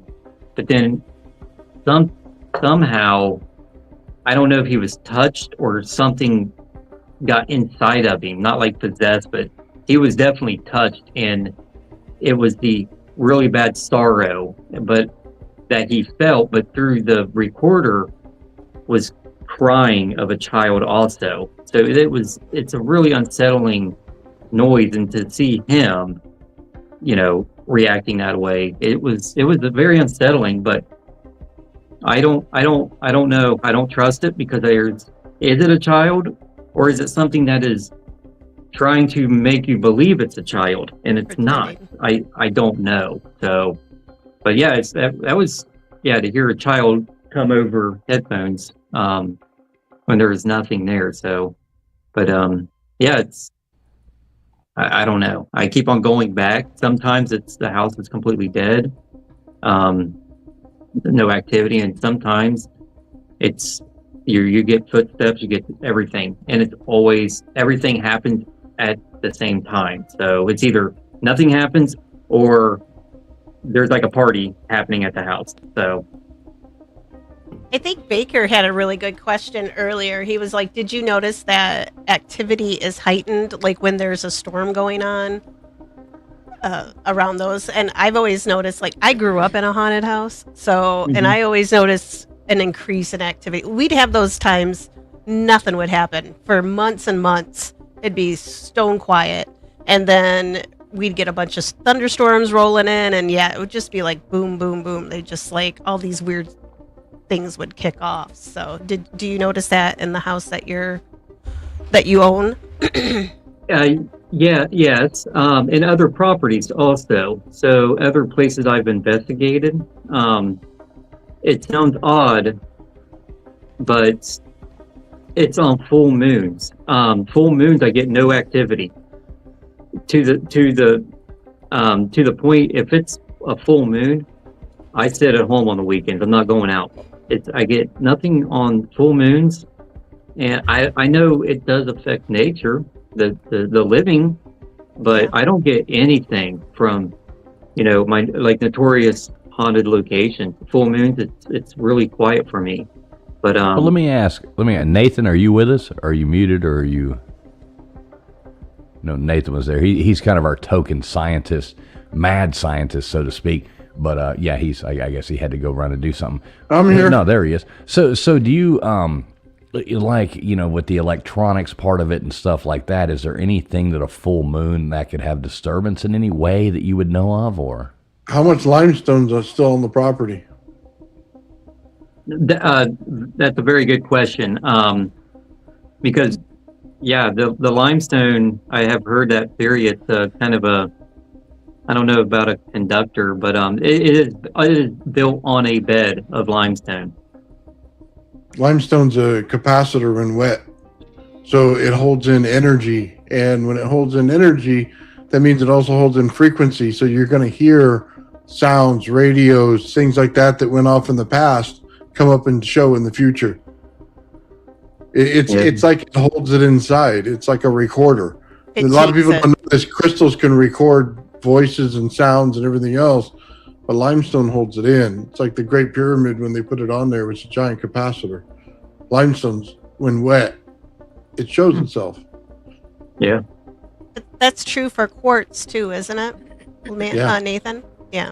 Because Absolutely. when I lived in Colorado, our house, there's quartz everywhere, and we had weird, like, residual activity. I can't say that it was like actively like a haunted location, but just weird stuff you see like out of the corner of your eye. Nothing like really creepy or anything, but just stuff that I think it was just kind of like a tape playing. Yeah, the energy's different. If you ever notice when you put some of that stuff in water and you put, I want to say this, you look for the frequency in it. So anytime there's voltage and amperage in there, there's frequency in it. And if you look at that, you can find it and you can start to adjust to it. And it's like dialing in a radio signal. When you get it, all you have to do is just keep tuning until you get it just right, and it'll come in clear as day. There was that's crazy. That's crazy to me. That's awesome.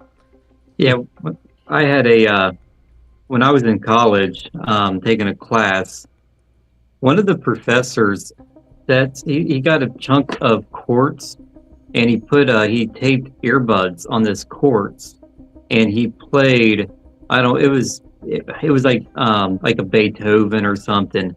And I don't know how long he played it. I would say weeks, if not, months. This song, the same song on headbuds on this quartz crystal. And after he did that, he took this quartz crystal and put it into the where the nursing students are. And no shit, the nursing students started to rumor around that there's this eerie, creepy, old-fashioned music that they're hearing. And it was this crystal quartz releasing it like, I don't know, like a gas or something. Yeah, it's awesome. Yeah, it was really cool. I didn't hear it myself, but it was to the point where some of the students were like, I'm not going in that room. There's, and then then it's like I'm hearing this creepy music, and then I'm smelling this. So they made a whole entire haunting out of this. This crystal kind of absorbs that music and then released it at some point in times.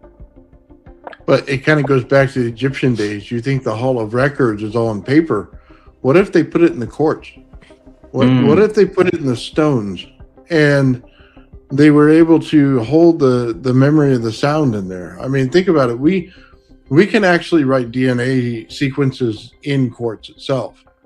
We've actually done quite a bit of that. You can actually write a DNA sequence in plastic if you wanted to, and it would all be there. So you got to understand quartz. That's why Nikola Tesla said it was like a living thing, because it would react just like it, take in memory just like it. You got to think about what's in your brain. You have quartz in your brain right now. When your body gets unhealthy, it builds up crystalline structure in your body. You know what I mean? Mm-hmm. So you get it in your urinary tract, you get it everywhere else. You get it behind your ears, and it'll clog your hearing. So you start to think about it, and you think about your brain and how memory works. So now think about a crystal. It's going to work in the same exact fashion. The medium has to be in the water. That's when it starts to activate the electricity, the static in the air. That's when the things start to show themselves, because it's natural to the environment, the energy. We're not putting in AC and DC that's man-made. The energy of the environment's turning it on. Yeah. Wow. That's interesting. That is. I think we do have a question. We got Heather, somebody named Heather coming up in the back. I think she has a question for somebody up here. But Baker, Real Baker, that is the guy who normally produces these shows for us, Bruce. He is out of town. That is why our show is so screwed up now without having Baker here. God almighty, Baker, you better get back fast. I hate doing this without you, Mr. Producer. He says, do you have internet access at the home? He could set up an IP camera to monitor those. He does a lot of that kind of stuff too. So if you do, maybe you should get in touch with Baker. He knows a lot about monitoring the sound and stuff like that. So,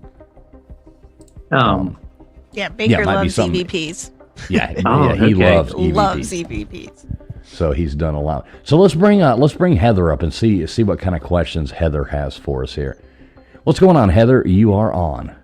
Hey, everybody. I'm not sure if you can monitor my sound. How's it coming through? You are coming through loud and clear. Perfect. You sound absolutely wonderful, Heather. How you doing tonight? Lovely. I am a big fan of the Old Man Builds channel and have since followed over here a couple of times to listen in, and just read some news earlier on a post and wanted to give my condolences by voice. And I'm also a YouTuber who focuses on studying things like vortex mechanics, ether, electromagnetism, piezoelectricity, things like that. And I'm sort of a mystic and have a sort of intuitive knowing about some of these things rather than lab research.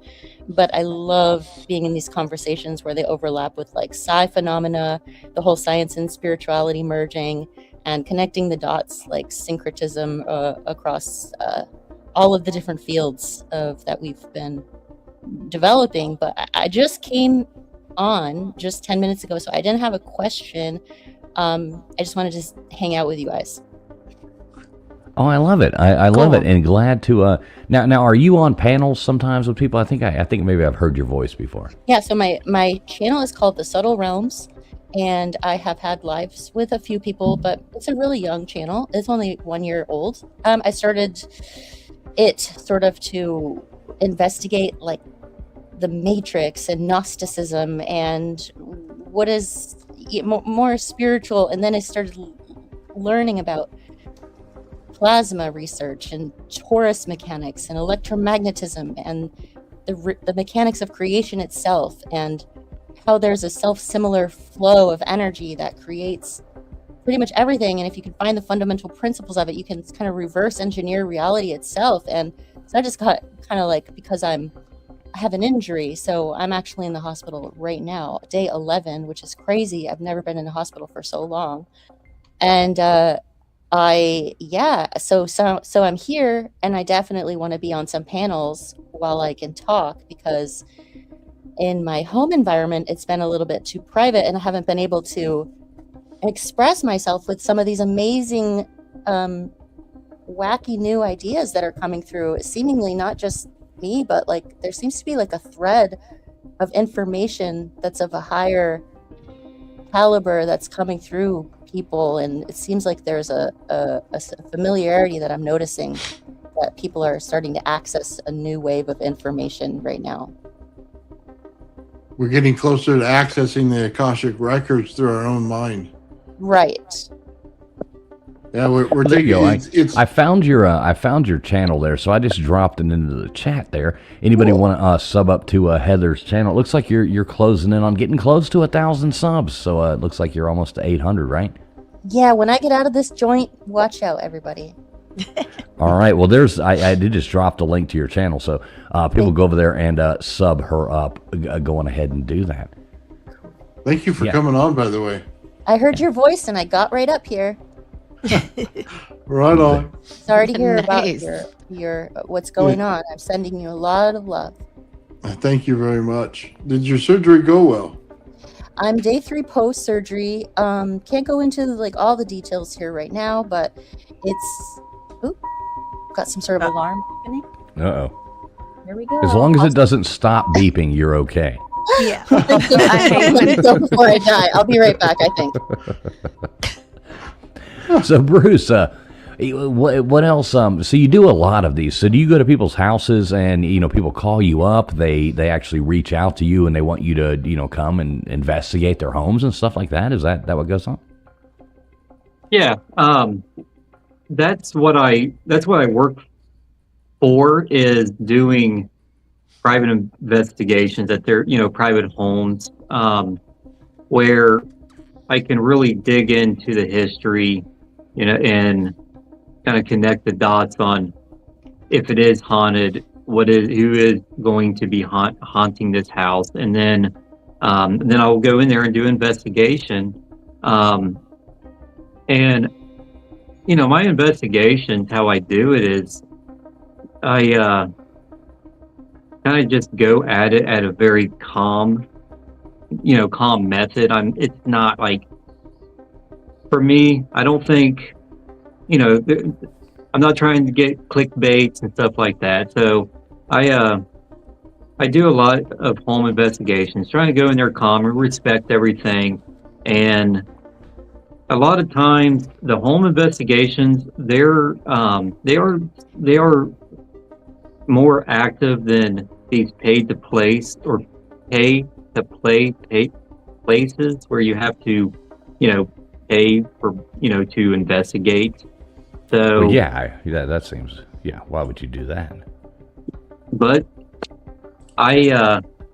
in recent times, I've investigated houses, and after I left, and there were some activities that I've caught, and then I always, whatever I catch, I give to the homeowner on a flash drive, and and all the history. So I will print up the entire history report and everything I find.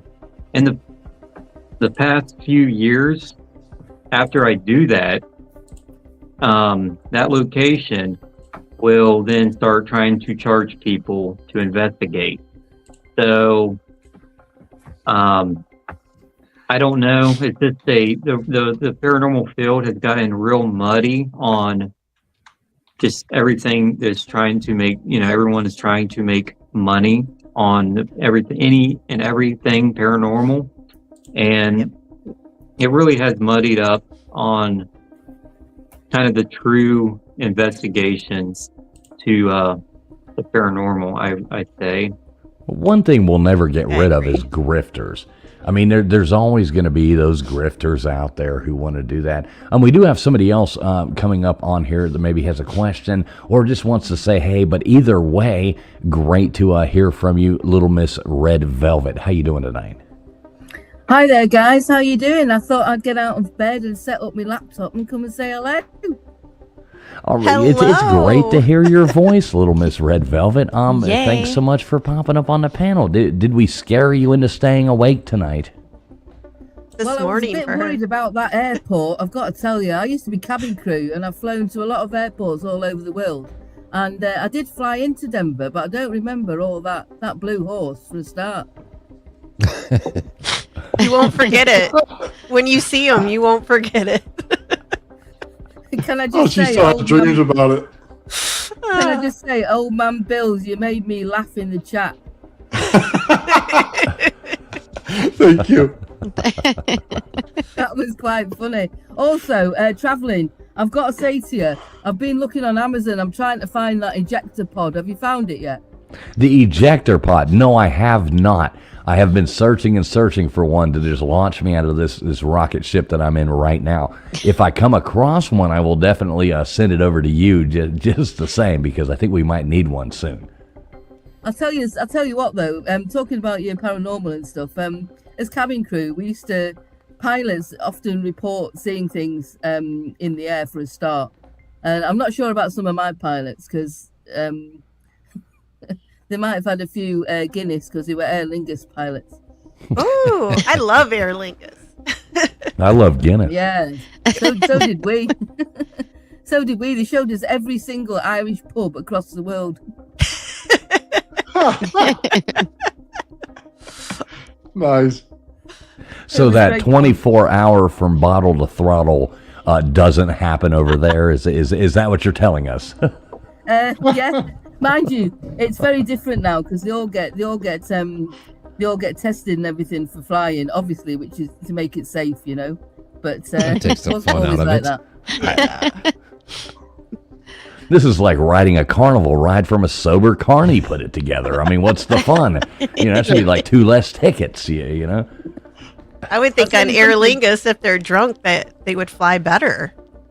Well, yeah, I'll tell you something. We had a few dodgy landings, though, I can tell you. And once, I'll tell you a quick story. I took a bottle of water into the pilot, and he said, "What's that for?" I said, "Well, you've planted it. You might as well water it." Nice. So, The good old days. British sense of humour, you know. That's good. But yeah, I love it. there's a lot of old like ghost stories around airplanes, right? Like they say that they've used reused parts off of planes that have crashed onto new 100%. planes, and people have seen like phantom pilots and airline attendants like walking up and down the aisles of these new planes when there shouldn't be any ghost on board. Those were always some of my favorites. I think those were on like Unsolved Mysteries or something like that back in the day. Yeah, and also we had a flight path that goes around the Bermuda Triangle, by the way. Yeah, go around it. Yeah. No going through it. Yeah, I would. There's one. I live just off Lake Michigan, and we have what we call the Lake Michigan Triangle, where planes have disappeared. Yeah, a bit So- scary stuff. I've had a couple of emergency landings. Once was at Paris Charles de Gaulle, which was interesting with the nose wheel collapse. But again, you train for it, but doing it in real life is a different story, you know. I don't know if I'd be able to get back on. Nope. So sorry, don't mean to scare anybody that's frightened of flying. Sorry. I'd be like, I live in France now. That's it. I love flying. A lot of people, they're scared of it. I love to fly. People I used know, to what, say what do you to me, think, "Where Bruce? are we?" Bruce, do you like to fly, Bruce? I absolutely love flying. I used to fly for work, so I love flying. It's where I can read, so I read on planes, and I love it. I love people watching, so there's nothing better than people watching at an airport. So I love flying. Yeah, I'm kind of disappointing. Our people watching at airport, the level has just gone down after losing Spirit Airline, because those were some really fun. Because I've flown Spirit quite a few times. I mean, I'm not going to lie. I've had to catch those last minute flights, places and been like, oh my God, the only one that works is Spirit. And I'll tell you, one of the most fun, like, people watching experiences, if you ever, used to catch it like a Spirit Airline from Atlanta to Miami or back, that was some fun Spirit Airline people watching. It really was. There was always some shenanigans going on. It was fun.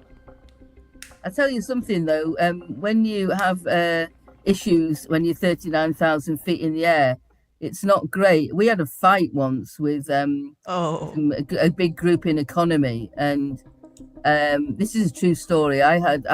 We were transporting 2 US Marines, and they were quite, big guys. So we can't get involved and walk in the flight deck for obvious reasons. So I went and asked them if they couldn't help. So they did. They came back down to economy, sorted it out with extra seat belts, and got them sat down and strapped in, these people that were fighting. Within about I like the 5 way minutes. she casually says with extra seatbelts. She's like, yeah, they solved the problem with extra seatbelts. So basically, y'all tied the people down. Exactly. They tied them right down, and they were all sitting there in their seats looking absolutely terrified. It just made me laugh. And then when we landed at the airport in the US, obviously you guys are armed and everything, so you got on board with it. So these people that were fighting were absolutely terrified because they'd been strapped into their seats with extra seatbelts. Then they got the armed police that got on board and transported them off. So they were absolutely terrified. So it serves them right for fighting. That's funny. Hoorah. Right, exactly. Yeah, hoorah. Exactly. Save my bacon, I tell you. Freaking Marines, I tell you. They know how to have fun. Yeah, don't you Yeah. I've got a lot of good friends that are Marines, and they are fun people. They are fun people to hang out with. They're, might be a little rowdy. A little rowdy, but I've never been scared of rowdy in my life. So as long as they don't settle down, then I can't have to sing those country songs like KJ does. Yep, that's right. What is the song? All my rowdy friends have settled down. Is that the one you're talking about? All my exes live in Texas. That one too. KJ, can you sing Tennessee Whiskey for me? Oh, you've got a challenge. I haven't actually. I just sing it along with Chris because it's so beautiful. I'd have to have the lyrics I don't mean in to front put of you on me. the spot there, AJ. No, I mean that's just one of those songs where I'm Okay, like, everybody hold put on. a chicken emoji in the chat. No, KJ, I mean put the words. Hold on. KJ, that was way too many. KJ, that was way too many words to say yes. You're gonna say it. She's like, this little old thing. What is it? How does it? So while you're looking that up, let me ask Bruce a question real fast. So Bruce, you've recently started a YouTube channel, correct? Like recently started being more active. I mean, I saw you started a long time ago. But you started actually being active on it. Yeah. We've got me and my group's got some big plans for the YouTube channel.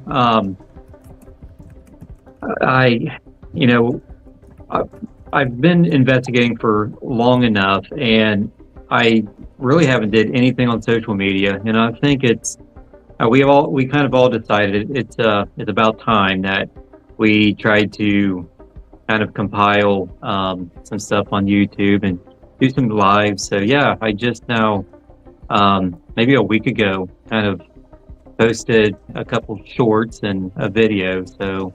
But it's going to be a slow burn, that's for sure, on the YouTube. But it's under Bruce Conspiracy or Bruce Paranormal and Coffee. Right. So, I think I got it right here because I subbed to you the other day. All right, I'm dropping that in the chat right there. It says sub to Bruce's new channel. Right there. That should be the right one. Let me click on it and make sure. It says Bruce's Paranormal and Coffee, correct? Okay. Mm-hmm. Right. That's you, right? Bruce's Paranormal. Yep. I just want to make sure we're not telling people to go anywhere else. So, if you want to check out like Bruce's stuff, he's starting out. He's about to post. I guess you're going to be posting a lot of your investigations and stuff like that on there. Yes. I do ghost investigations a lot, but I also do UFOs and cryptids and anything that is kind of paranormal. So. we've got some big plans coming up. I mean, I guess I can say for sure, once this warm weather gets here, you know, I live in Ohio, and we've got, I guess it might be the official cryptid is the Loveland Frogman. I think it's almost official now. But we've got, you know, firsthand accounts of this Loveland Frogman, and we are going to... What is Frogman? Oh, you haven't heard of Frogman? No, what the heck is Frogman? Only in Ohio. Yeah. So the Loveland Frogman, I guess I'll tell it to you for free because it's actually in my book, the story. So I won't make you buy the book. I'll just tell you some of the story to it.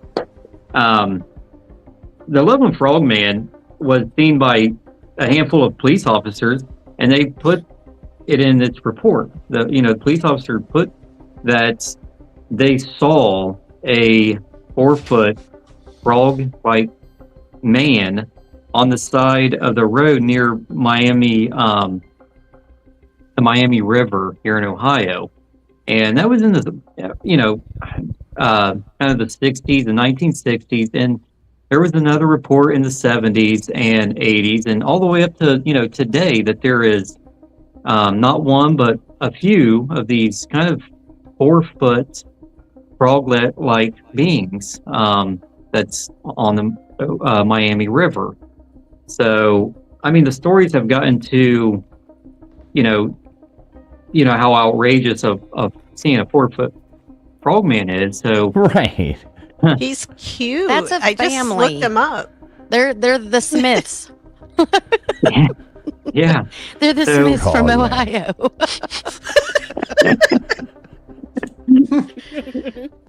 Oh my God! It There's takes a all reason why. kinds. There's a reason why it's always Florida man versus Ohio man. I mean, I will proudly, go down with the Florida man here, so we can be Gator. I don't want to say Gator man. No, that would be like blasphemy for me to say, being a Miami Hurricanes fan.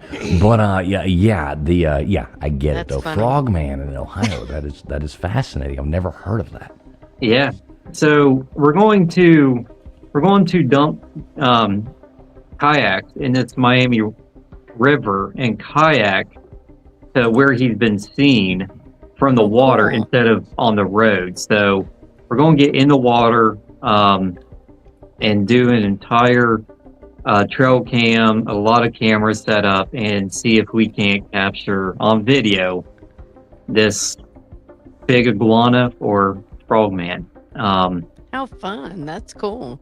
Yep. So, and like I said, houses are really awesome, but I also have a boat.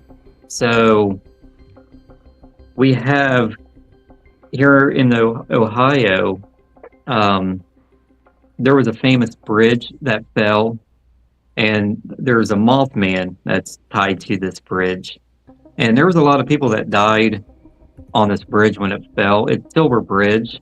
We're going to go, I have a boat, so we're going to go boat on top of where this bridge is and see if we can't catch, any EVPs or the Mothman himself. So that's another, it's another video. We're going to videotape this and throw it on YouTube and possibly even dive and see what's, the Ohio River is really murky, but I think I can.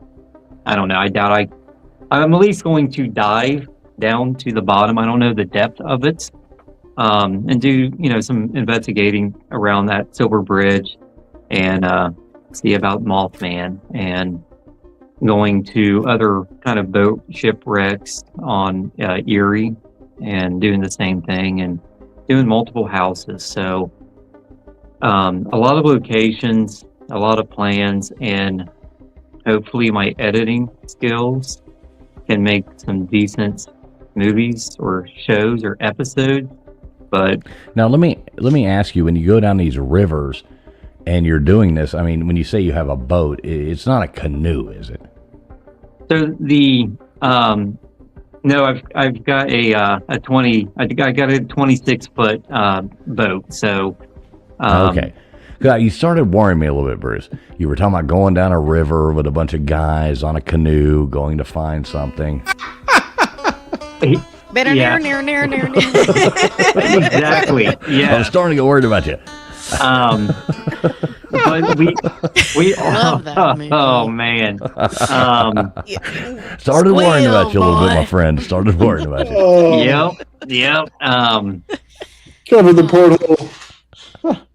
Yeah. And West Virginia's right there on the other side Oh, of yeah. Ohio. So Yeah, a matter of fact, yep, that's yeah, I'm gonna be that's right down that movie, isn't it? So Yeah, be careful. but yeah, we are going to kayak to Little Miami. So, and then we are going to dump kayaks from the Ohio River also. And yeah, I guess if I hear a banjo, I'm just going to start shooting.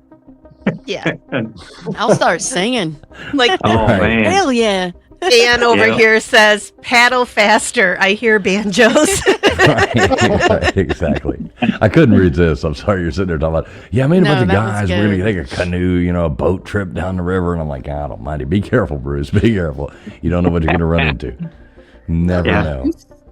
Bruce, you should come across the UK. We've got some haunted castles. yes. I almost went to UK a few months ago with another group that's over there, but I will. I guess if the stars align, I will probably go over there and investigate some stuff. Yeah, you would really enjoy it. There's some castles with some very weird stuff in it, a bit like that airport. Yeah, it's the history here in the United States. When we talk about, well, it's old here, we're talking 200 years. When I went over to see across the pond, 200 years is like new to some of the stuff. You're talking thousands. For sure. But I want to bring up or ask or inquire about something interesting about this topic. Would that be okay? Yeah. Jump in. We'll be on for about another 10 minutes. About Okay, another cool. 10 minutes, we'll probably wrap this up. Go ahead. Jump All in right. there, Heather. All right, cool. So I think it's really interesting regarding paranormal investigation and fields, informational fields, the morphic fields of that connects different species with the patterning and information that connect them, or each individual has its own, we have our own field of information. It could be separate from our physicality. It could be like we're drawing from like our thoughts and our energy, and the electromagnetism and the patterning and everything is not, it's not stored within the physical body. It's like you can sense and pick up when you go into a room.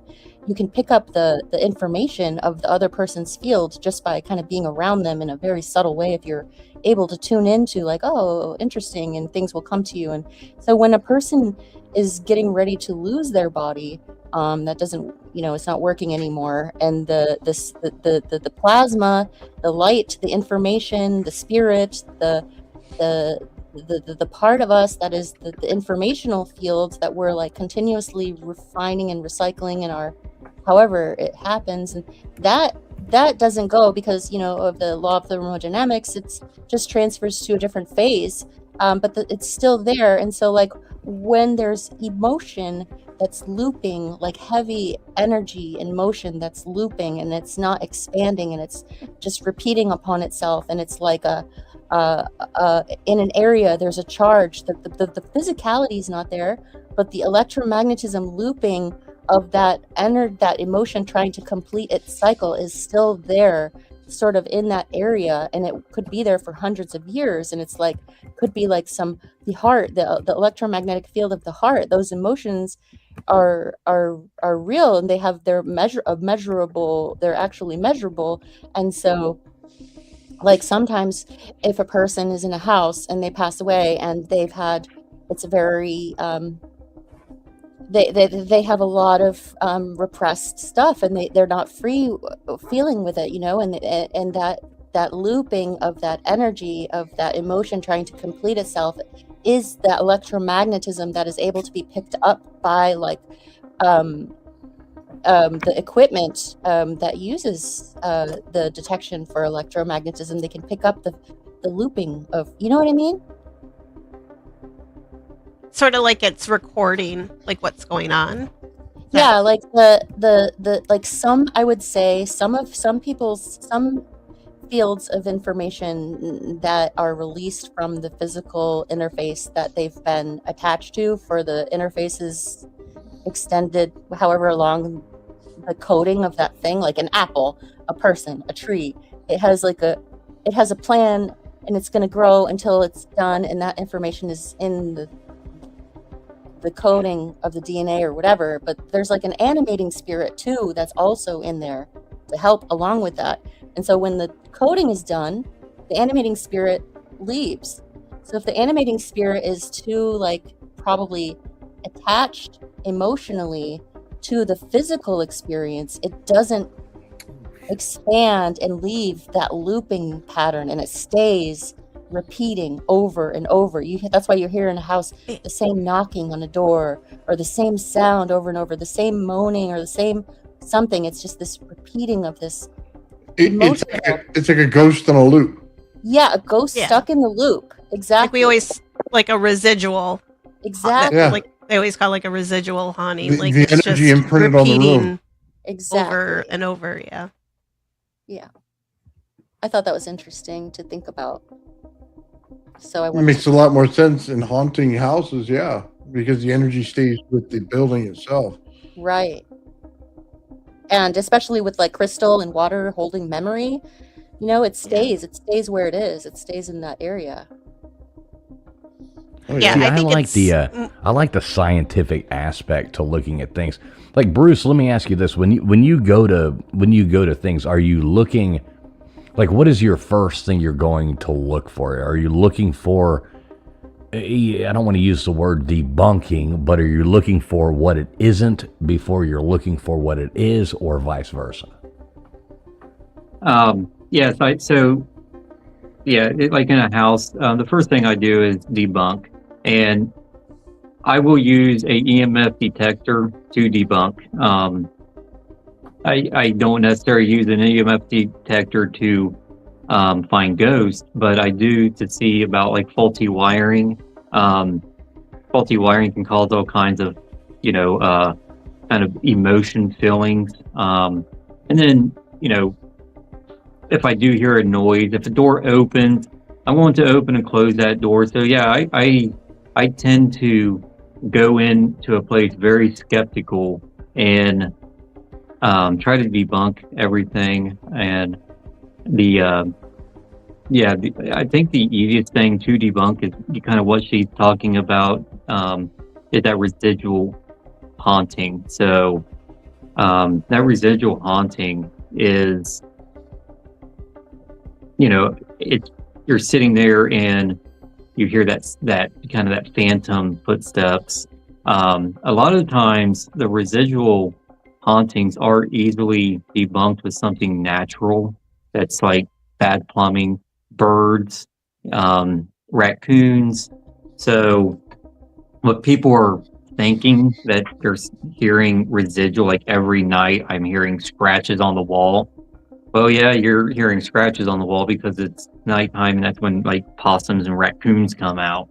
So, but there is a definitely that element of that residual haunting that's kind of imprints on something on the property, and it is played, just like she said, in a loop.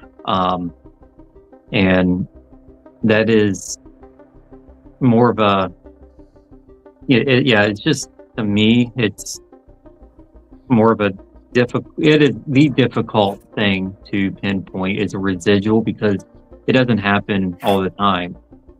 And then, you've got like that intelligent spirit that can communicate. So the residual is just that, that loop of that noise or that smell playing over and over, and it really can't interact with you.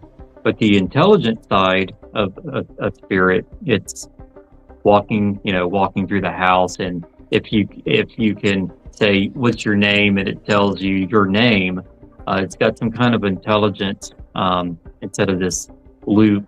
So, but yeah, I'll run EMFs through the entire house and see if there's faulty wire, which I did that today on the property tonight.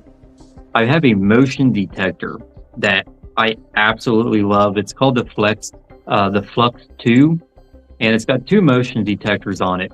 I was so hoping you were going to say capacitor. Yeah, the flux capacitor. I was so hoping. Yeah, it's Building a the time Flux machine. 2, and it's this triangle box, and it's got 2 sensors on it. It's just motion, and I like it because something physically is going to have to walk by it to set this up. This thing was it was very active. It was going off and on through the night, and it was too active. So I kind of started debunking this piece of equipment, and sure enough, the light to the fan that was overhead, there is a fan. Just the light being on set that sensor off, the motion sensor. So it was some kind of the light bulb, the electric, kind of this free energy that was manipulating a motion sensor. So every time I turned the light on, that motion detector was going off kind of sporadic, and shut it off, nothing happens. So I do a lot of debunking, so you can debunk the house, and plus you got to debunk your equipment also, because your equipment can be interfering with the house electricity, and it's kind of this, the EMFs, the bleed off of the house. So I got, to the point of this free energy, I was more thinking of, you can, I think they call it like the Faraday curtains. Faraday cage? Is that the cage? Yeah. For curtains. What it does, it blocks EMFs. Faraday cage. And I'm wondering, in these residual hauntings, can you block it off? Can you, could you use this cage in paranormal investigations and trying to either capture that energy or contain that energy? So it contains radio waves. So if it's making sound in the room and its frequency, yes, you can contain it in an area. You should really look into a Kazanov mirror and look at pressure differentials in the room.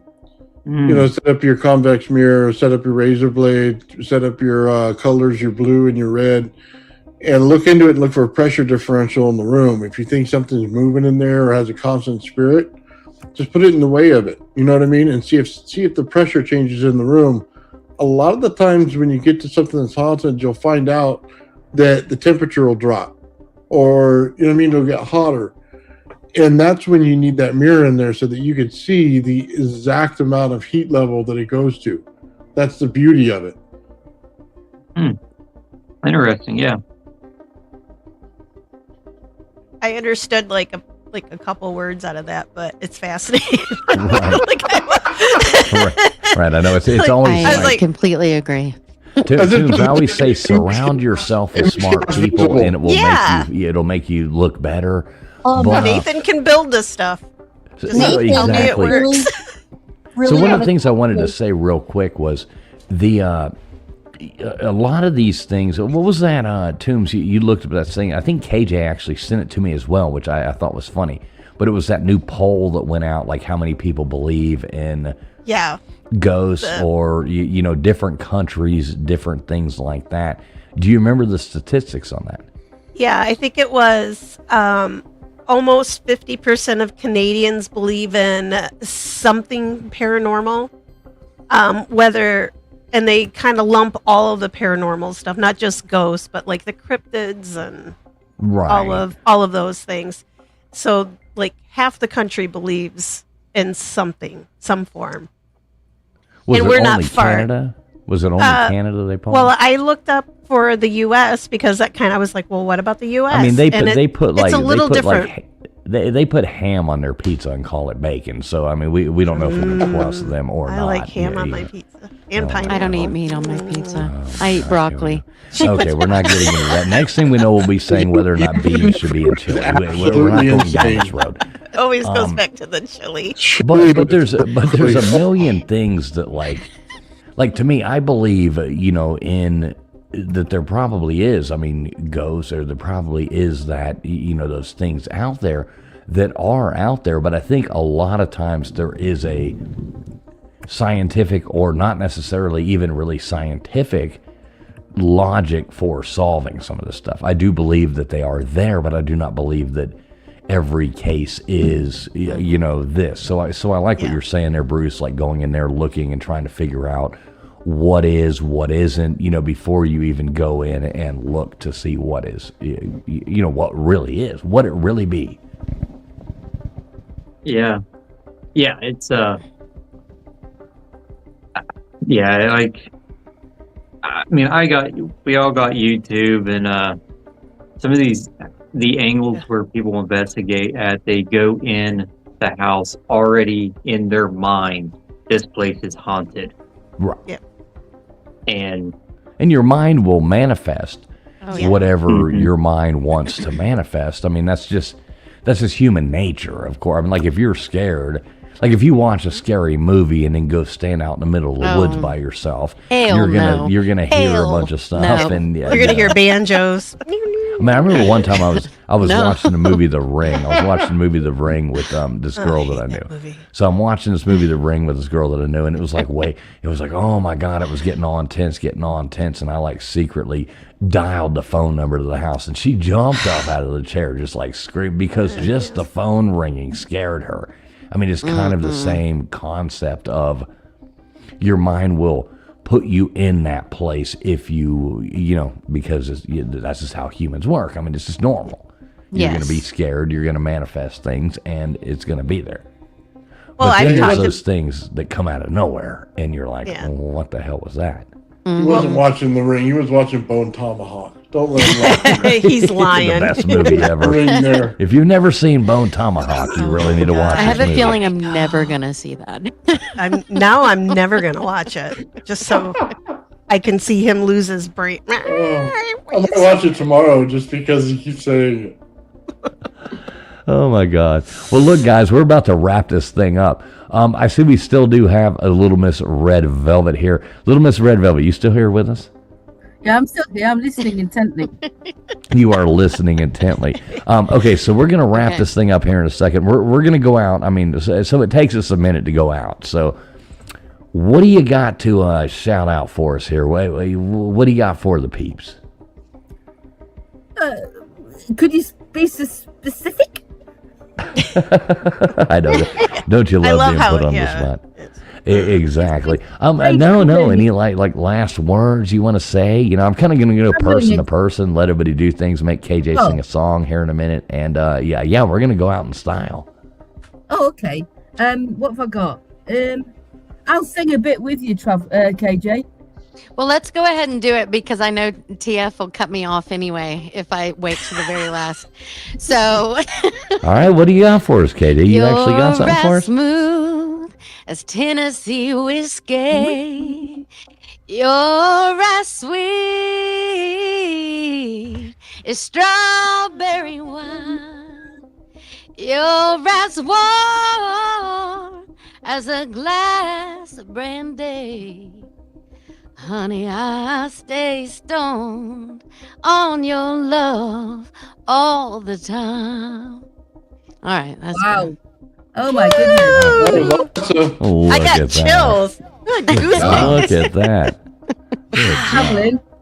Traveling. I just love Chris Stapleton. I just want to say to you guys, this is a great show. I love your trivia, as you know, and I'm very competitive. So can I just ask? Stop dropping me when I get all the questions lower than fourth. I have no control over that. I have no control over that. It only shows the top, like, you know, whatever 12 people or whatever. I don't have control over that. And Little Miss, the answer is never Montana. Oh, I'm going to make sure this Sunday night there is going to be an answer this Sunday night. I'm going to make this fun. This Sunday night there will be an answer that is Montana, but you're not going to know which one it is. I will guarantee that. I hate Montana. Oh, yeah. And also traveling. Thanks for putting me on the spot with the flags, by the way. That was a good one. That was one of the best ones. Hey, you did really good on it, I thought, though. Hey, I thought you did good, really. Hey, I was concentrating so much, and do you know what time it was? It was probably like 7 a.m. where you're at? 5 in the morning? Like 5? Yeah, a bit 4 o'clock in the morning, excuse me, try to get all them flags. I know, and that's what makes it fun, though. Yeah, you know, we used to do it so simple, but then everybody would cheat, so I figured out ways of making it hard. And it's more fun. People have fun, you know, really competing, and it's a good time Sunday nights, Monday morning to you, but yeah. No, it's it makes fun. it hard. I just wanted to say thank you, joking aside. And it's really great to meet you guys. That's why I wanted to get up and pop in. It's so cool to have you on. Yeah, you're welcome. Your call in anytime. Anytime we're live, sure. You're always more than welcome to call in, give us your thoughts. You know, we always love having you here. And Little Miss, I'm going to come over. I'm coming to the UK probably next spring. We're going to go do some ghost stuff, all right? I'm going to go find a castle. I've just bought an ejector seat. Yeah, let's go. All right. Ejector Send me that link. I want the link to that ejector seat as well. I almost said injecting seat, and I was like, oh my God, I don't want one of those. But I want the ejector seat. Yes, exactly. Yeah, Fool's got something else on his mind. Right. Almost misspoke. Misspoke. I'd have never lived that down. People have been clipping it on the internet for the end of eternity. So, yeah. All right. So Bruce, I dropped your panel there, or your channel. I'll do it again right now. So, Bruce, we got to get you back up here one night. I'd like to pick your brain. I'd like you to come back up one night when Baker's here so y'all could talk more about, EVPs and, stuff like that. Yeah. But what do you want to shout out to the people there, Bruce? Yeah, just follow me on I made my home on X. Follow me on X. It's under Bruce Conspiracies or Bruce Paranormal and Coffee, YouTube, and yeah, I've got a couple books out on Amazon. They're all things paranormal. I've got 5 series, so I've got 5 volumes. So cryptids, most haunted locations. It's the series is called Mystery Hunters. So check those out on Amazon. It's didn't you recently do a children's book as well? Didn't you? They all are actually a children's book. Okay. Just for you, fools. I know. I can actually read a book. I'm down for this. So I can read too. They're all, they're all real stories. So, like the Mystery Hunters, the first and second series, they're it's just all these true stories compiled into books, and like the Hopkinsville Goblin case. That's a really cool case, but I've got like Dracula's castles, and it's got the true reports of kind of true paranormal events. And at each end of the stories, they're just short stories. I think they're like 2 to 3 pages long. And after each story, there's like a coloring page activity with puzzles and stuff. So that's cool, though.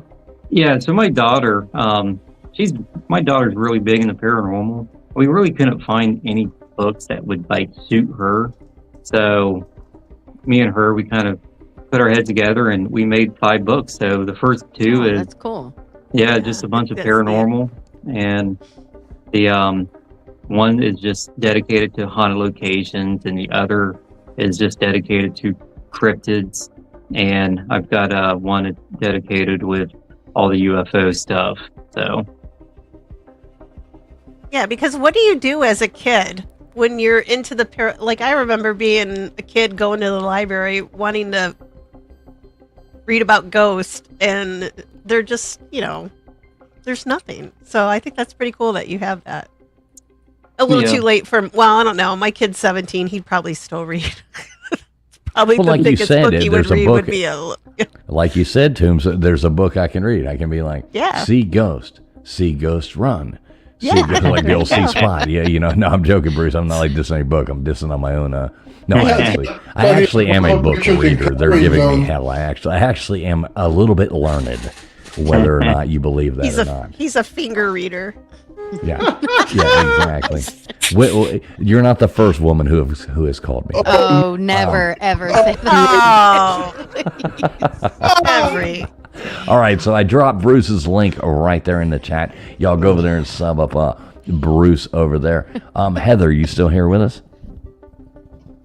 No, right, she's like, yeah. No, Yeah, I think she's sick I'm right still now. Here. I'm Oh, alive. she's still here. She's The still here. alarm. Okay, wait. Okay, we're still Hey, hearing a thanks beep. for- All right, yeah, we're still cool. hearing a beep, so we still got Heather. There's Heather's link. Heather, you got any last words for us? Yeah, it's just been so great being welcomed up here to hang out with y'all. It's really a nice channel.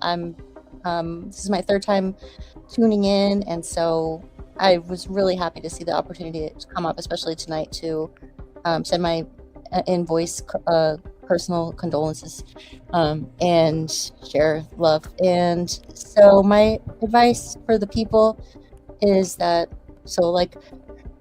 I'm in a hospital environmental setting, lots of different electricity, lots of frequency, lots of noise, lots of static, very challenging to maintain your individual sort of like clear signal coherence, all that kind of stuff, but not impossible.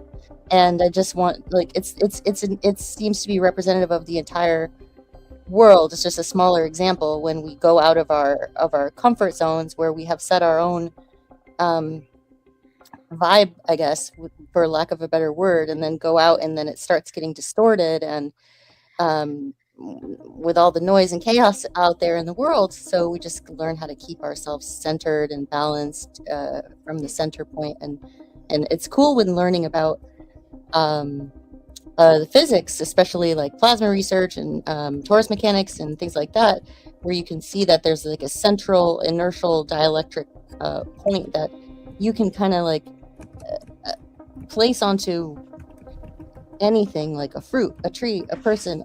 It's their motive, that central furnace.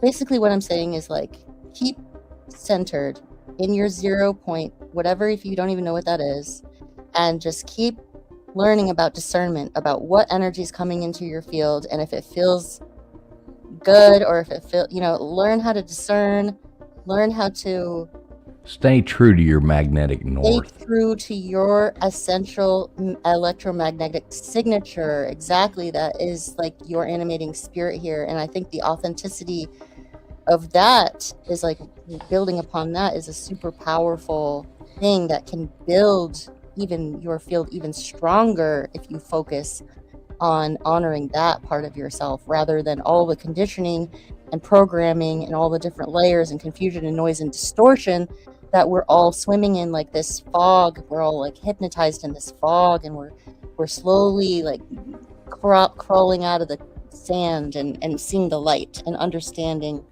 what we can do for ourselves and how to think about things in a different sort of way, so it's not so spooky. Like, magic is not supernatural. Supernatural is just very, very natural. I feel like if we go back to like the very basics, all this supernatural size stuff is just what naturally happens when you have that clear signal or that clarity without all the noise. So it's just cool to see that, like, basically I talk forever. I'll wrap it up. Thank you for having me on, and thanks for shouting on my channel. Hey, you're very welcome. You're always welcome over here. Yeah, you need to come over and play trivia with us Sunday night. You sound like an intellectual. Okay. Yeah, Sunday nights we got a hell of a trivia challenge over here. Anybody Cool. will I will vouch for that. come by. Oh yeah, every Sunday night, 10 o'clock. All right, so let's wrap this up real fast. KJ, you got anything coming up for us this week? You got any bangers coming out? You got anything coming up for us? I've been slow moving. I've had so many other things going on that's a no. right now. So yeah, but I will after the second week of June.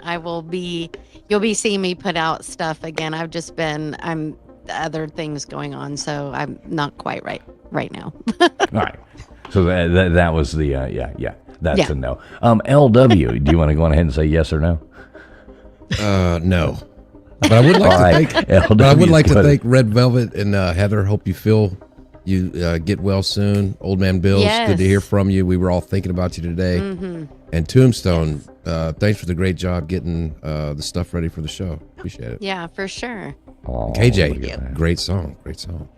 Hey, and red velvet instead of black velvet, but whatever. Thank you for talking about Tennessee. I feel so much bonding going on right here, right now. I know. This is like I'm actually getting a little bit sweaty. I know. I feel like I'm about to like bust out a hacky sack. This is, I feel like that would be awesome, man. All right, Nathan. Hey, it was super cool. Sack. Nathan, Old Man Bill's brother. I know you're going through a lot, man. Much love for you, man. Mm-hmm. You know that. We started the show out, asking people to pray for you. You got anything you want to say to anybody out there? Anything you got coming up this week, or anything at all you got, brother? I say thank you to Heather for calling in. I've been trying to talk to her for weeks. To get on the show to talk about this kind of stuff. So I appreciate that she called in on this show, especially today. You know what I mean? It's one of those days that you just kind of need cheering up. And I wasn't going to come on, and I just started laughing in the chat and said, man, this is where I belong. So I just had to come on and get a few more laughs in. So, yeah, I don't know that I'll be doing anything this week, guys. It's just a bad week. I might tinker a little bit, shock myself once or twice, and get a little happy. But that's about it. like this right here. Yeah. Good time. I got a big old dog collar, and I like to get shocked. So, all right, we have these little grapes here. No, they're not the size of my balls. Okay.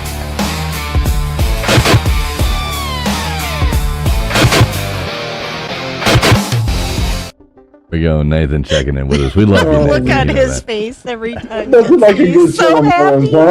That's awesome. Love you, Nathan. You know that. I'm glad you came up tonight, man. Yeah. I hope we helped you have some laughs in a time when you needed them. It's great. Thank you. Yeah, man. We love you, brother. Tombstones. All right, tell us what you got coming up this week. I know you got a load of stuff for us. I got a load of something. Monday, I have a special Memorial Day stream that I'm going to do. It's about a World War I soldier, and I'm going to be at his gravesite. Going to do a little cleaning, and then we're going to walk around the cemetery and just check out some other headstones and tell some other stories, but his is the major focus. So we're going to do a little World War I history. Hopefully I can do it without messing up too much. And then on Wednesday, I'm going to be going to Battle Creek, which is the cereal capital of the world.